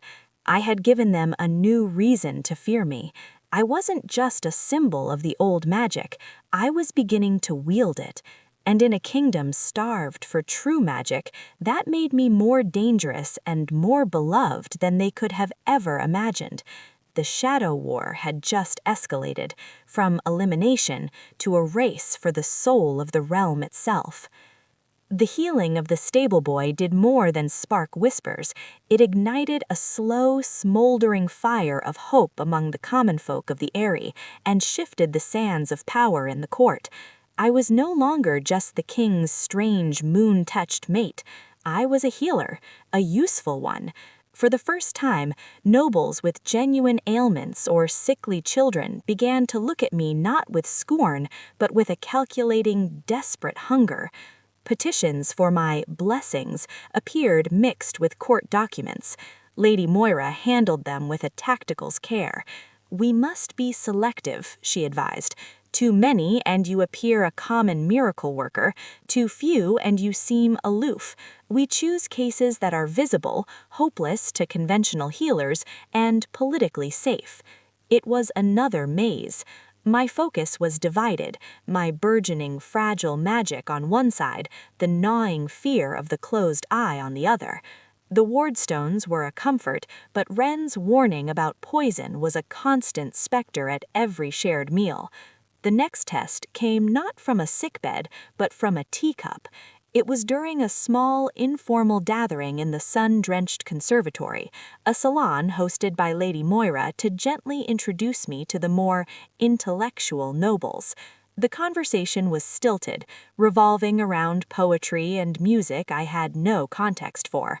I smiled, nodded, and practiced listening. A young, vibrant noblewoman named Lady Celia, known for her patronage of musicians, was particularly attentive. She was pretty, with laughing eyes, and seemed genuinely enthusiastic about the rediscovery of our ancient arts. She poured tea from an exquisite porcelain pot for everyone, chattering about a new composer. When she handed me my cup, our fingers brushed. A sudden, violent jolt shot up my arm, not from the bond, but from the wardstone's magic, reacting to a surge of malicious intent.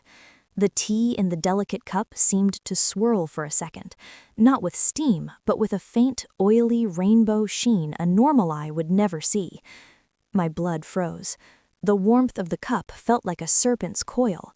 Lady Celia was still smiling, her eyes bright and innocent. "It's a blend from my own gardens, my Lady Luna. I find it so calming." Every instinct screamed to throw the cup, to denounce her, but the closed eye operated on subtlety. An accusation here, without proof, would make me look paranoid, unstable. It would undo all the goodwill I'd earned. This was their new tactic.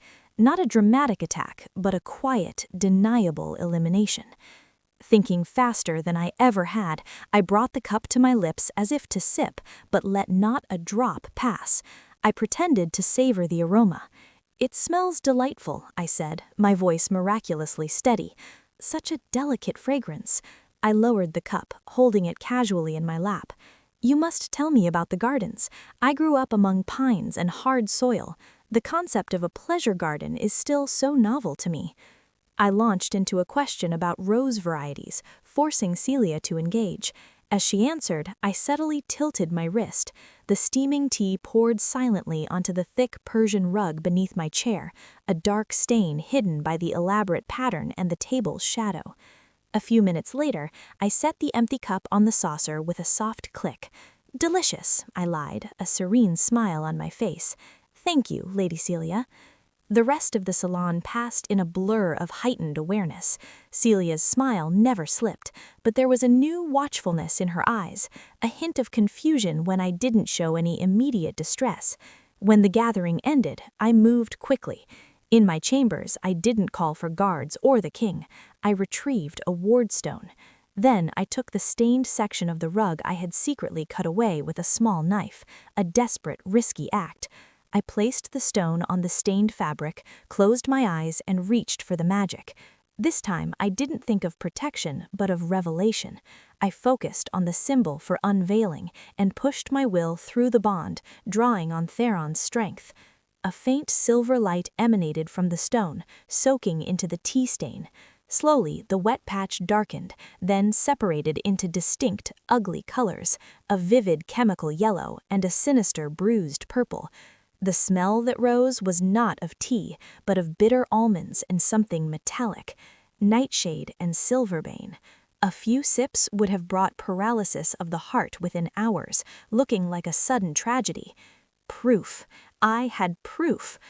But who to trust? Celia was well connected. She would have an alibi. The rug was damaged. The evidence could be called contaminated. I made a decision. I sent for Captain Rylan discreetly. When he arrived, I showed him the hidden evidence, explaining I had a sensitive stomach and noticed a strange residue after spilling the tea. Rylan, a man of action, understood immediately. His eyes turned to flint. Lady Celia's father is a major trade baron. An arrest would cause an uproar. "I don't want an arrest," I said, my voice low and fierce. "I want her to know that she failed, that I know, and I want you to watch her, not as a suspect, but as a thread. Who does she meet? Who does she fear? She is a tool, Captain. I want the hand that holds her." Rylan nodded, a spark of respect in his gaze. "A shadow hunt.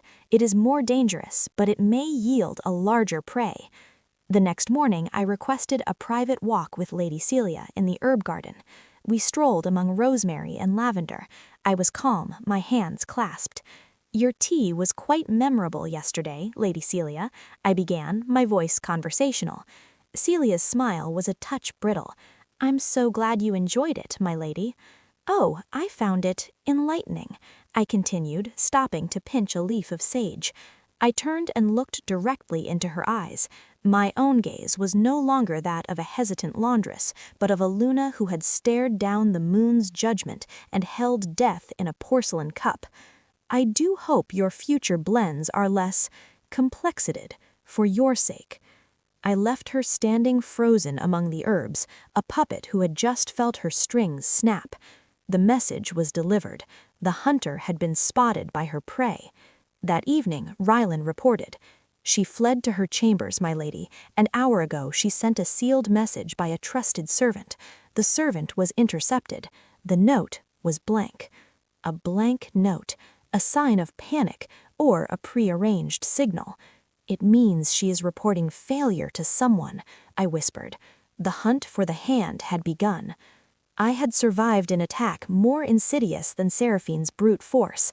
I had turned the weapon back on the wielder, but the victory was cold.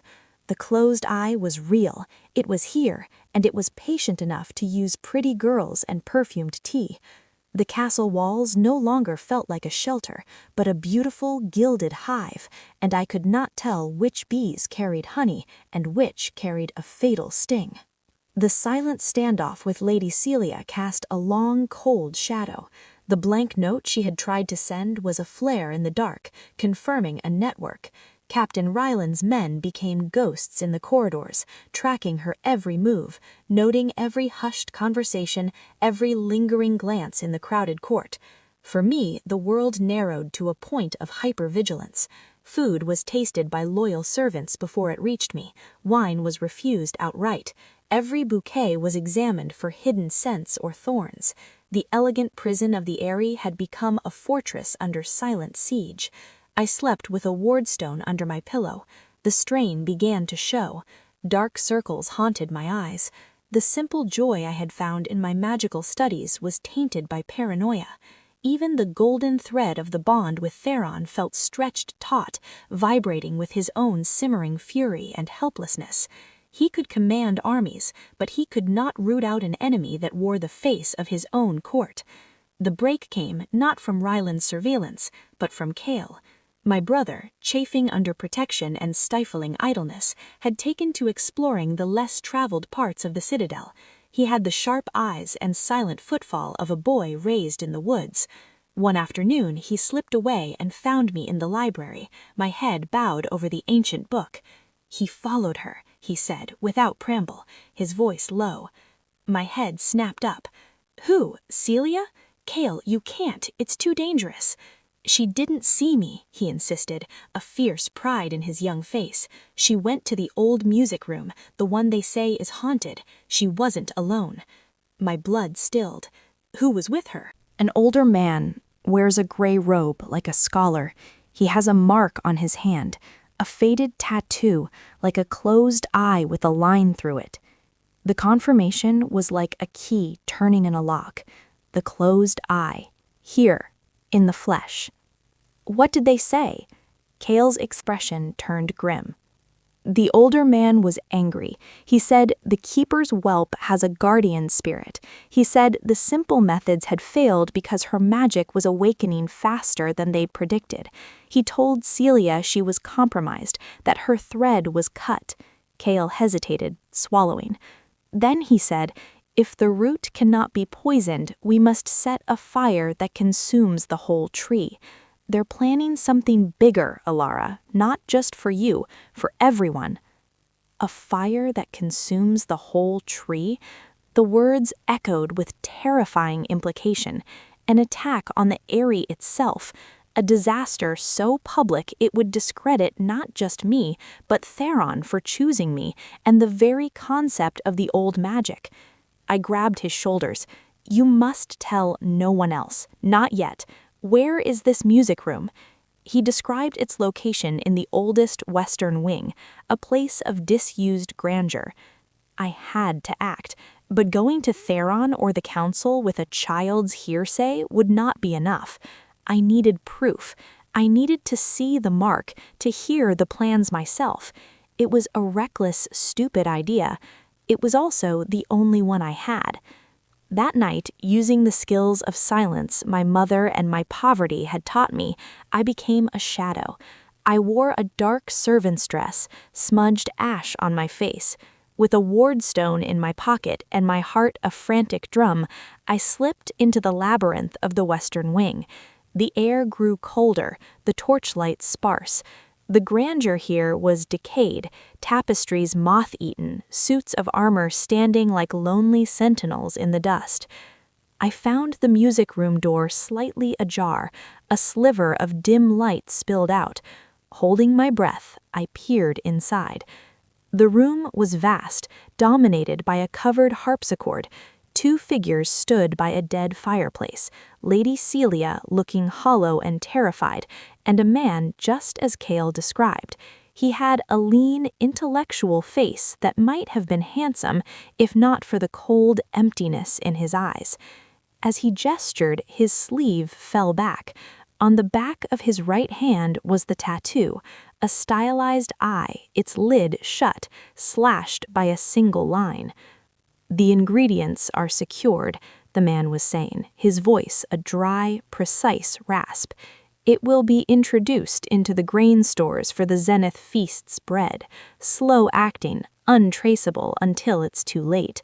A royal feast struck by a wasting sickness, the king, his court, his Luna, all dying together.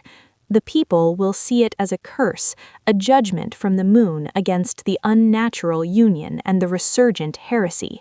Panic will dismantle the kingdom from within. The old, pure order will rise from the ashes."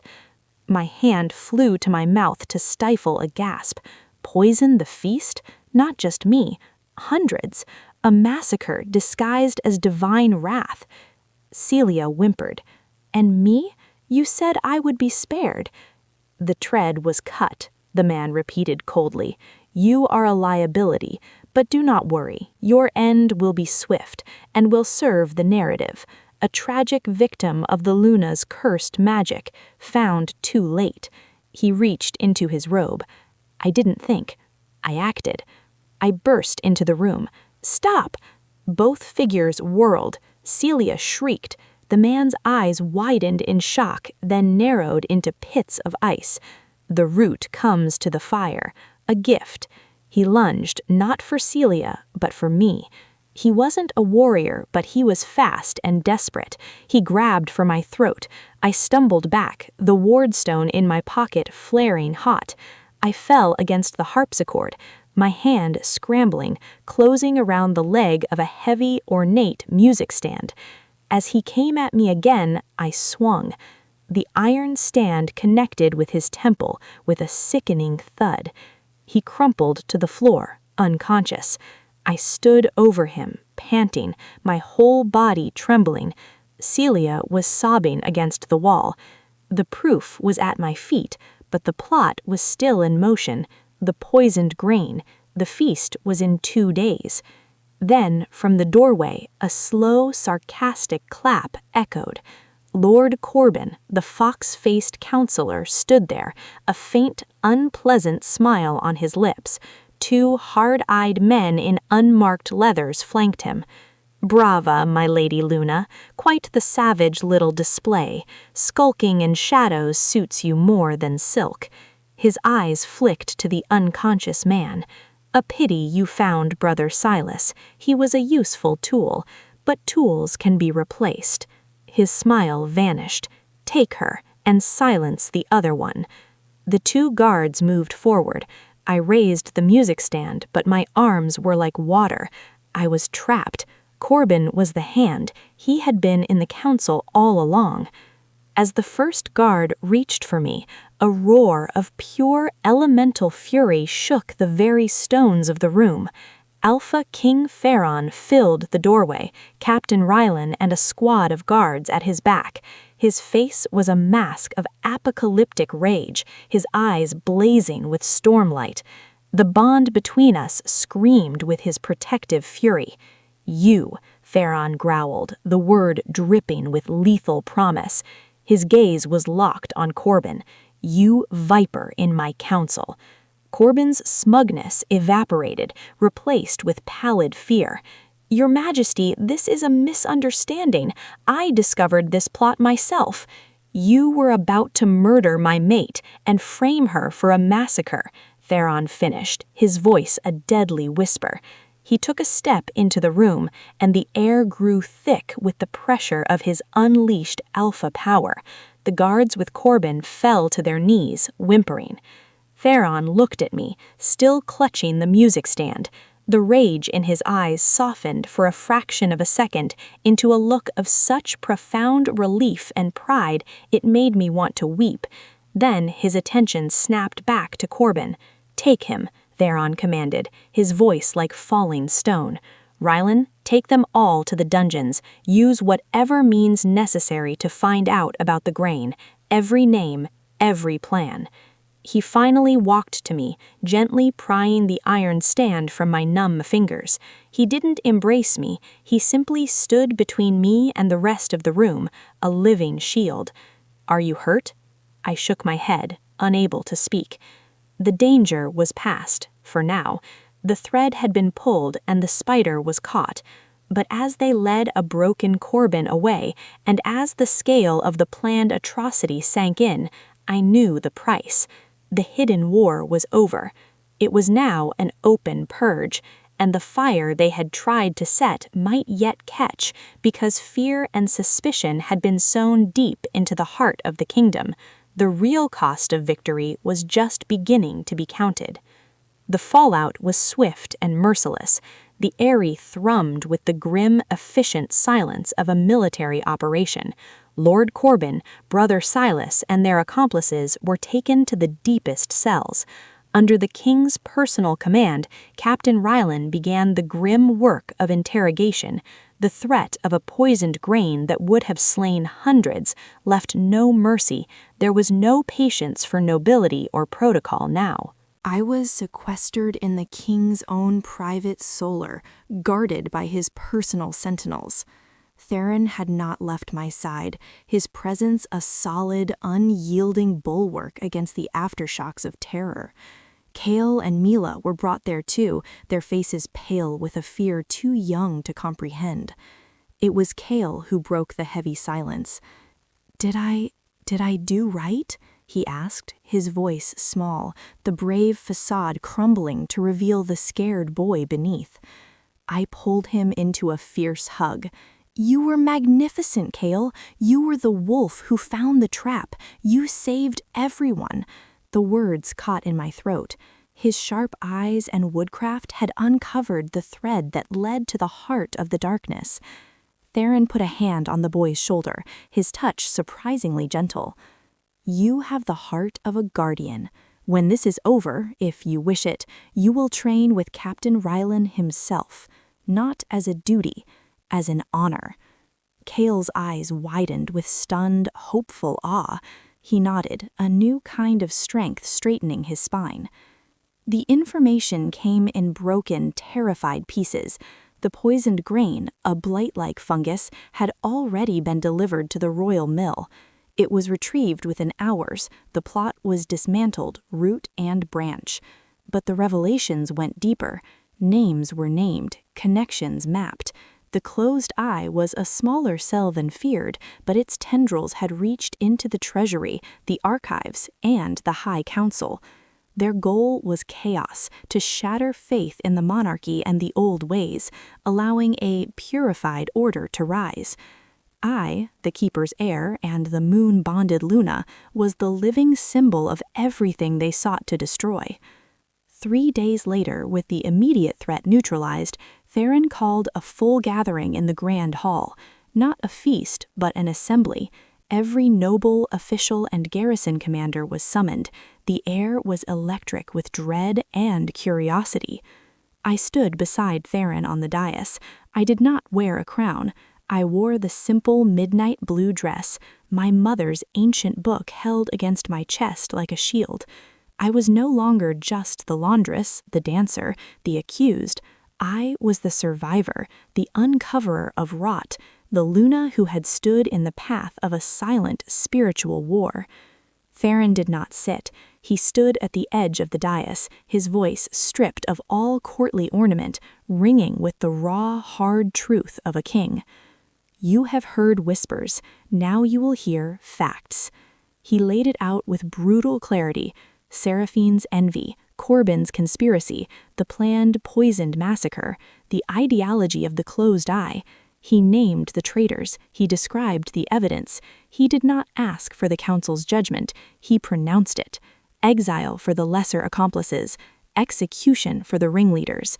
The Ashford family's influence was to be permanently broken. The hall was dead silent. The scale of the betrayal was too vast for outrage. Then Theron turned. He held out his hand to me. They targeted her because she represented what they feared most: a return to balance, a strength not of domination but of harmony, a strength born not of bloodline but of character and sacrifice. He looked at the assembled nobility, his gaze sweeping over them like a cleansing wind. For too long, this court has confused wealth for worth and title for honor. She has shown us the truth. The worth of a kingdom is measured in the health of its most humble pack. Its honor is kept by those who serve, not just those who rule. He paused, his eyes finding mine. The moon bond chose. The kingdom has been tested, and I have chosen. His voice grew louder, filling the vast space. Ilara of Ironwood, daughter of Leora, keeper of the chorus, is my moon bond. Not by my decree alone, but by right of magic, by proof of courage, and by the will of a people who have seen her heal where others could not. He took the ancient book from my hands and held it aloft. This is not a relic of a dead past. It is a seed for our future, and she is the one who will help it grow. He faced the hall again, his final words dropping like stones into a still pond. Let there be no more debate. Let there be no more shadows. The old ways and the new king are united. The next wolf who raises a hand or a whisper against my Luna will answer directly to me. It was not just an acceptance, it was a coronation by fire and truth. There were no cheers, but a deep, resonant acknowledgement hung in the air. The challenge in his words was absolute. The war was over. A new era was beginning. Later, in the quiet of the royal gardens under the waxing moon, I finally found my voice. You didn't have to do that. The bond, my safety, that was enough. Theron stood beside me, looking up at the silver sliver in the sky. It wasn't about safety, Ilara. It was about justice, and about claiming what is mine in the full light of day, with no shadows left to hide in. He turned to me, the moonlight etching his strong features in silver and shadow. For weeks I have watched you. I have seen you navigate mockery with grace, face hatred with courage, uncover treason with cleverness, and heal the sick with a power that is a gift to us all. The bond told me you were my mate, but you have shown me you are my queen. He took my hand, his thumb brushing over the calluses on my palm, the map of my old life. I don't know how to be a queen in the way your court expects. A genuine smile, rare and beautiful, touched his lips. Good, be a queen in the way the kingdom needs. We will write the rules together. He leaned in, and for a moment I thought he might kiss me, but he simply rested his forehead against mine, a gesture of profound intimacy and respect, a meeting of minds and souls under the watching moon. The bond swelled, not with passion, but with a deep, abiding promise of partnership, of protection, of a shared destiny. The most important step was not behind me in a grand hall. It was ahead, on the long, hard, hopeful road of building a future where no child would ever be hunted in the dark for the crime of being poor, and where the magic of the moon belonged to everyone. The changes began subtly, but their roots ran deep. The morning after the assembly, I did not go to the solar for tutelage on lineage. I went with Lady Moira and a reluctant but obedient scribe to the servants' hall. The vast room fell into a stunned silence as I entered. I saw Tess, her eyes wide, a polishing rag frozen in her hand. I did not mount a dais. I stood on the same stone floor they stood on. "My name is Alara," I began, my voice clear in the quiet. "You know where I came from. You know what I did. The king has declared me Luna, but a title is just a word. It is action that matters." I took a deep breath. "I am establishing a council, not of nobles, of you. A voice from the halls, the kitchens, the stables, the laundries, to speak to me, and through me to the king, of the true needs of the Eyrie, not the wants of the court, the needs of the people who make it run." The silence deepened, then broke into a wave of hesitant, disbelieving murmurs. "Who would you trust to speak for you?" I asked. Eyes shifted. Then, slowly, an older woman with hands scarred by decades at the hearth stepped forward. "I would speak, my lady, for the kitchens." Then a grizzled groom, "For the stables." And Tess, her voice a mere whisper, but her chin lifted, "For the laundries." The first stone was laid. Theron, when I told him, he did not dismiss it. He listened, his storm-gray eyes thoughtful. "A council of the unseen," he mused. "It will outrage the traditionalists. Will you allow it?" He looked at me, a flicker of that fierce pride in his gaze. "I declared you my partner, Alara. I do not make idle declarations. Their outrage is the sound of change. Let them roar. We will build." And so we built. The days took on a new shape. Mornings were still for learning, but the subjects changed. I studied agriculture with the master gardener, trade routes with the comptroller, not from scrolls of theory, but from their lived experience. Afternoons I met with my new council, the Hearth Council they began to call themselves. They spoke of faulty ovens that wasted wood, of leaky stable roofs that sickened horses, of the brutal cost of the harsh imported soap that cracked their hands. I brought their words to Theron, and he acted, not with grand decrees, but with specific, targeted orders. Repair the ovens, mend the roofs, source gentler, local soap. Small things, vital things. The magic, too, found its purpose. I did not perform grand rituals. I worked with the old healer in the infirmary, showing him the symbols for cleansing and mending from my mother's book. We experimented with poultices of moon-touched herbs, with whispered incantations over broken bones. The results were slower, less spectacular than my first healing, but more sustainable. The healer, once skeptical, now looked at me not as a lady, but as a colleague. One afternoon, I found Kale in the training yard, sweat-soaked and grinning, trading blows with a young guardsman under Captain Ryland's watchful eye. He moved with a new, focused ferocity. He was not just fighting, he was learning to protect. Mila, in the solar with her tutor, was reading a simple history aloud, her voice gaining confidence with each word. She looked up and gave me a smile that held no trace of the terror from the woods. The raven was seen less often, but once I found a single white feather on my balcony table, lying across a newly drawn map of the kingdom's water sources, a silent blessing from my unseen ally. Yet the peace was not absolute. The purge of the closed eyes sympathizers had created vacancies, resentment. Whispers still slithered in certain corners of the court. Lord Balthazar's family, though stripped of Seraphine's direct holdings, still held power. Their eyes were cold whenever they passed me. The bond with Theron was my constant. It had settled into a steady, warm hum, a silent conversation that flowed between us. In council meetings, I could feel his impatience with postering nobles, his satisfaction when a just decision was reached. Sometimes, in the garden at dusk, we would simply walk. We spoke of small things, the stubbornness of a particular rosebush, the antics of a palace hound. We did not speak of love. That word was too vast, too tangled with politics and fate. But we spoke of trust, of respect, and sometimes in the comfortable silence, that felt like more. The true test came with the first frost. Reports arrived from the outlying territories, including Ironwood. The harvest had been poor, the early cold was biting.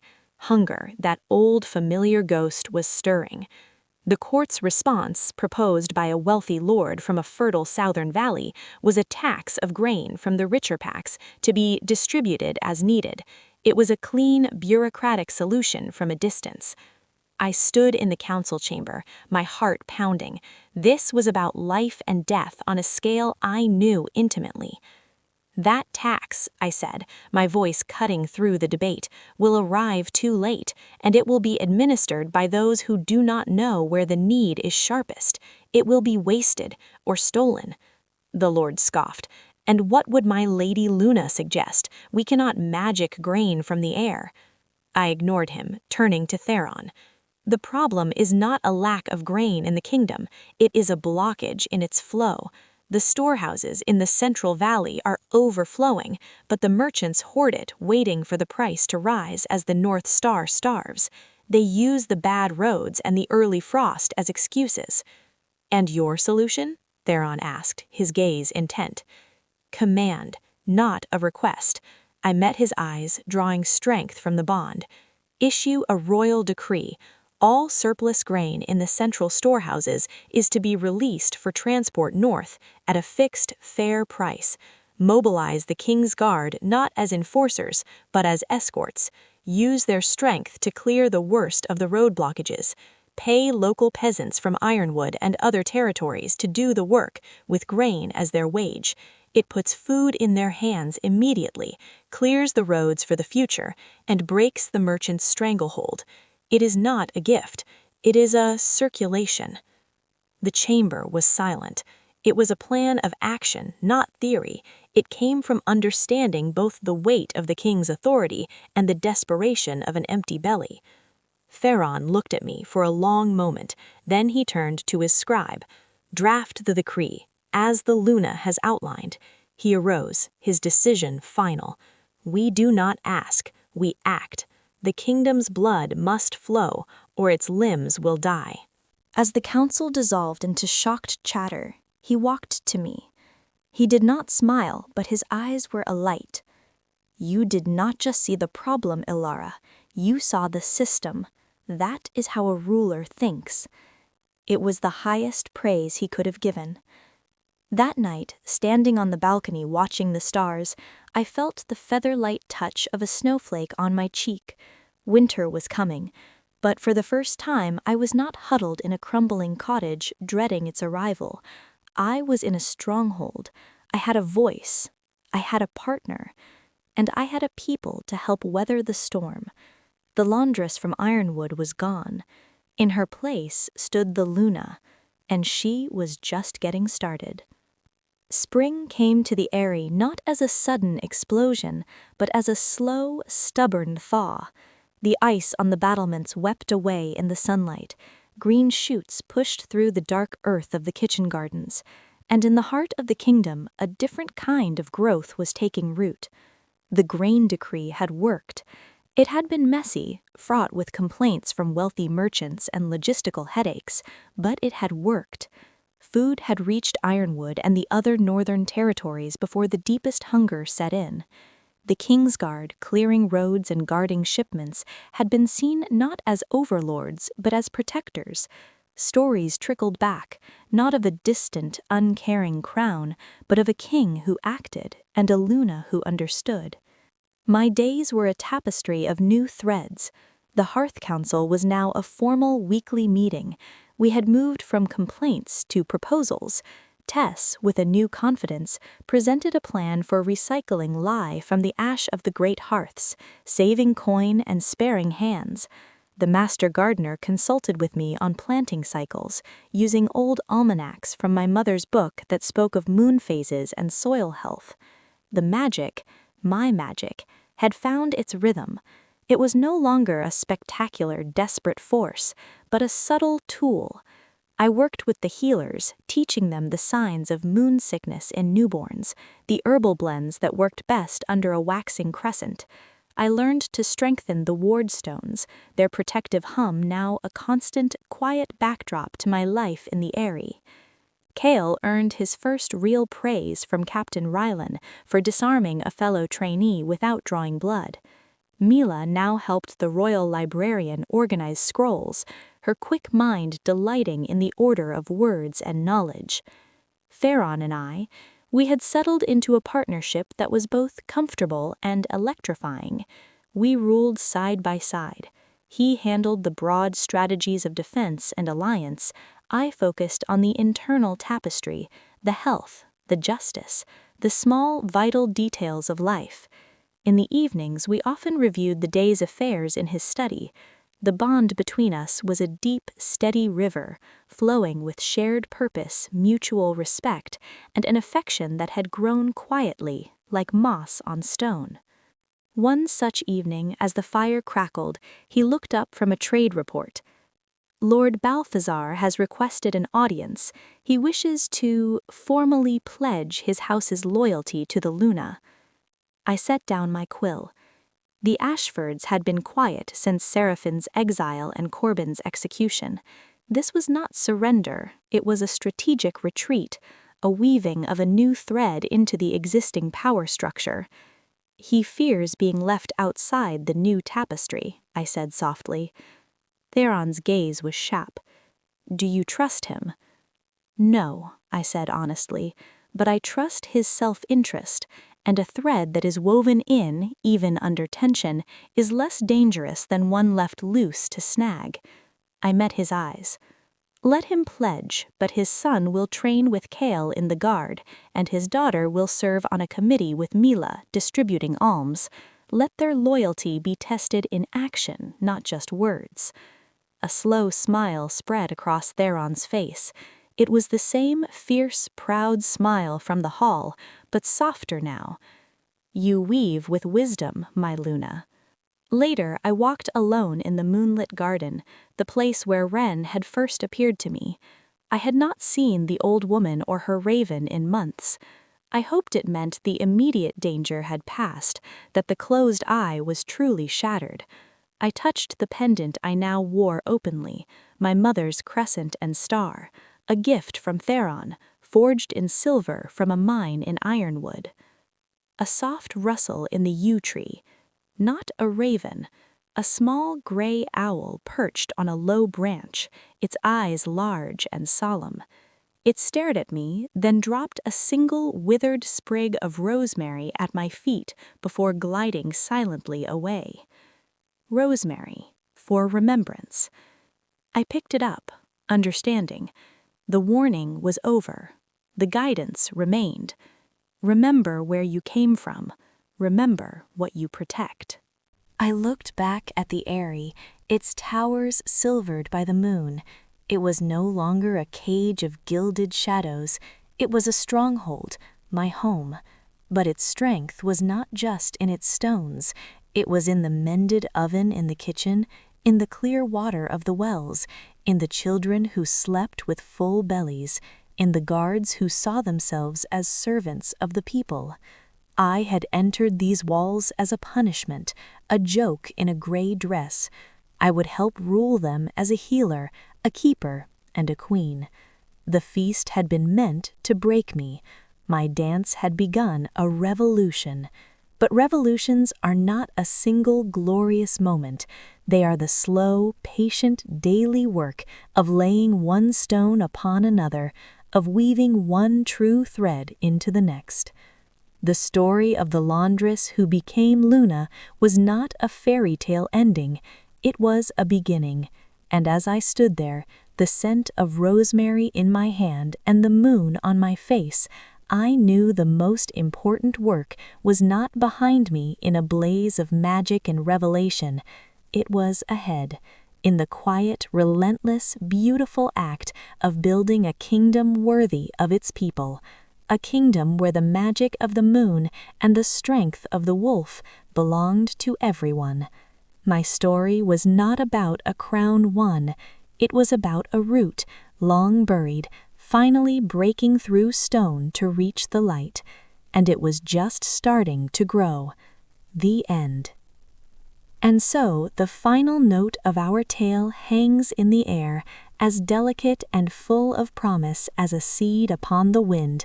Alara's journey from the icy basin of Ironwood to the sunlit throne of the Eyrie was written not in gold, but in grit, grace, and the unbreakable threads of truth.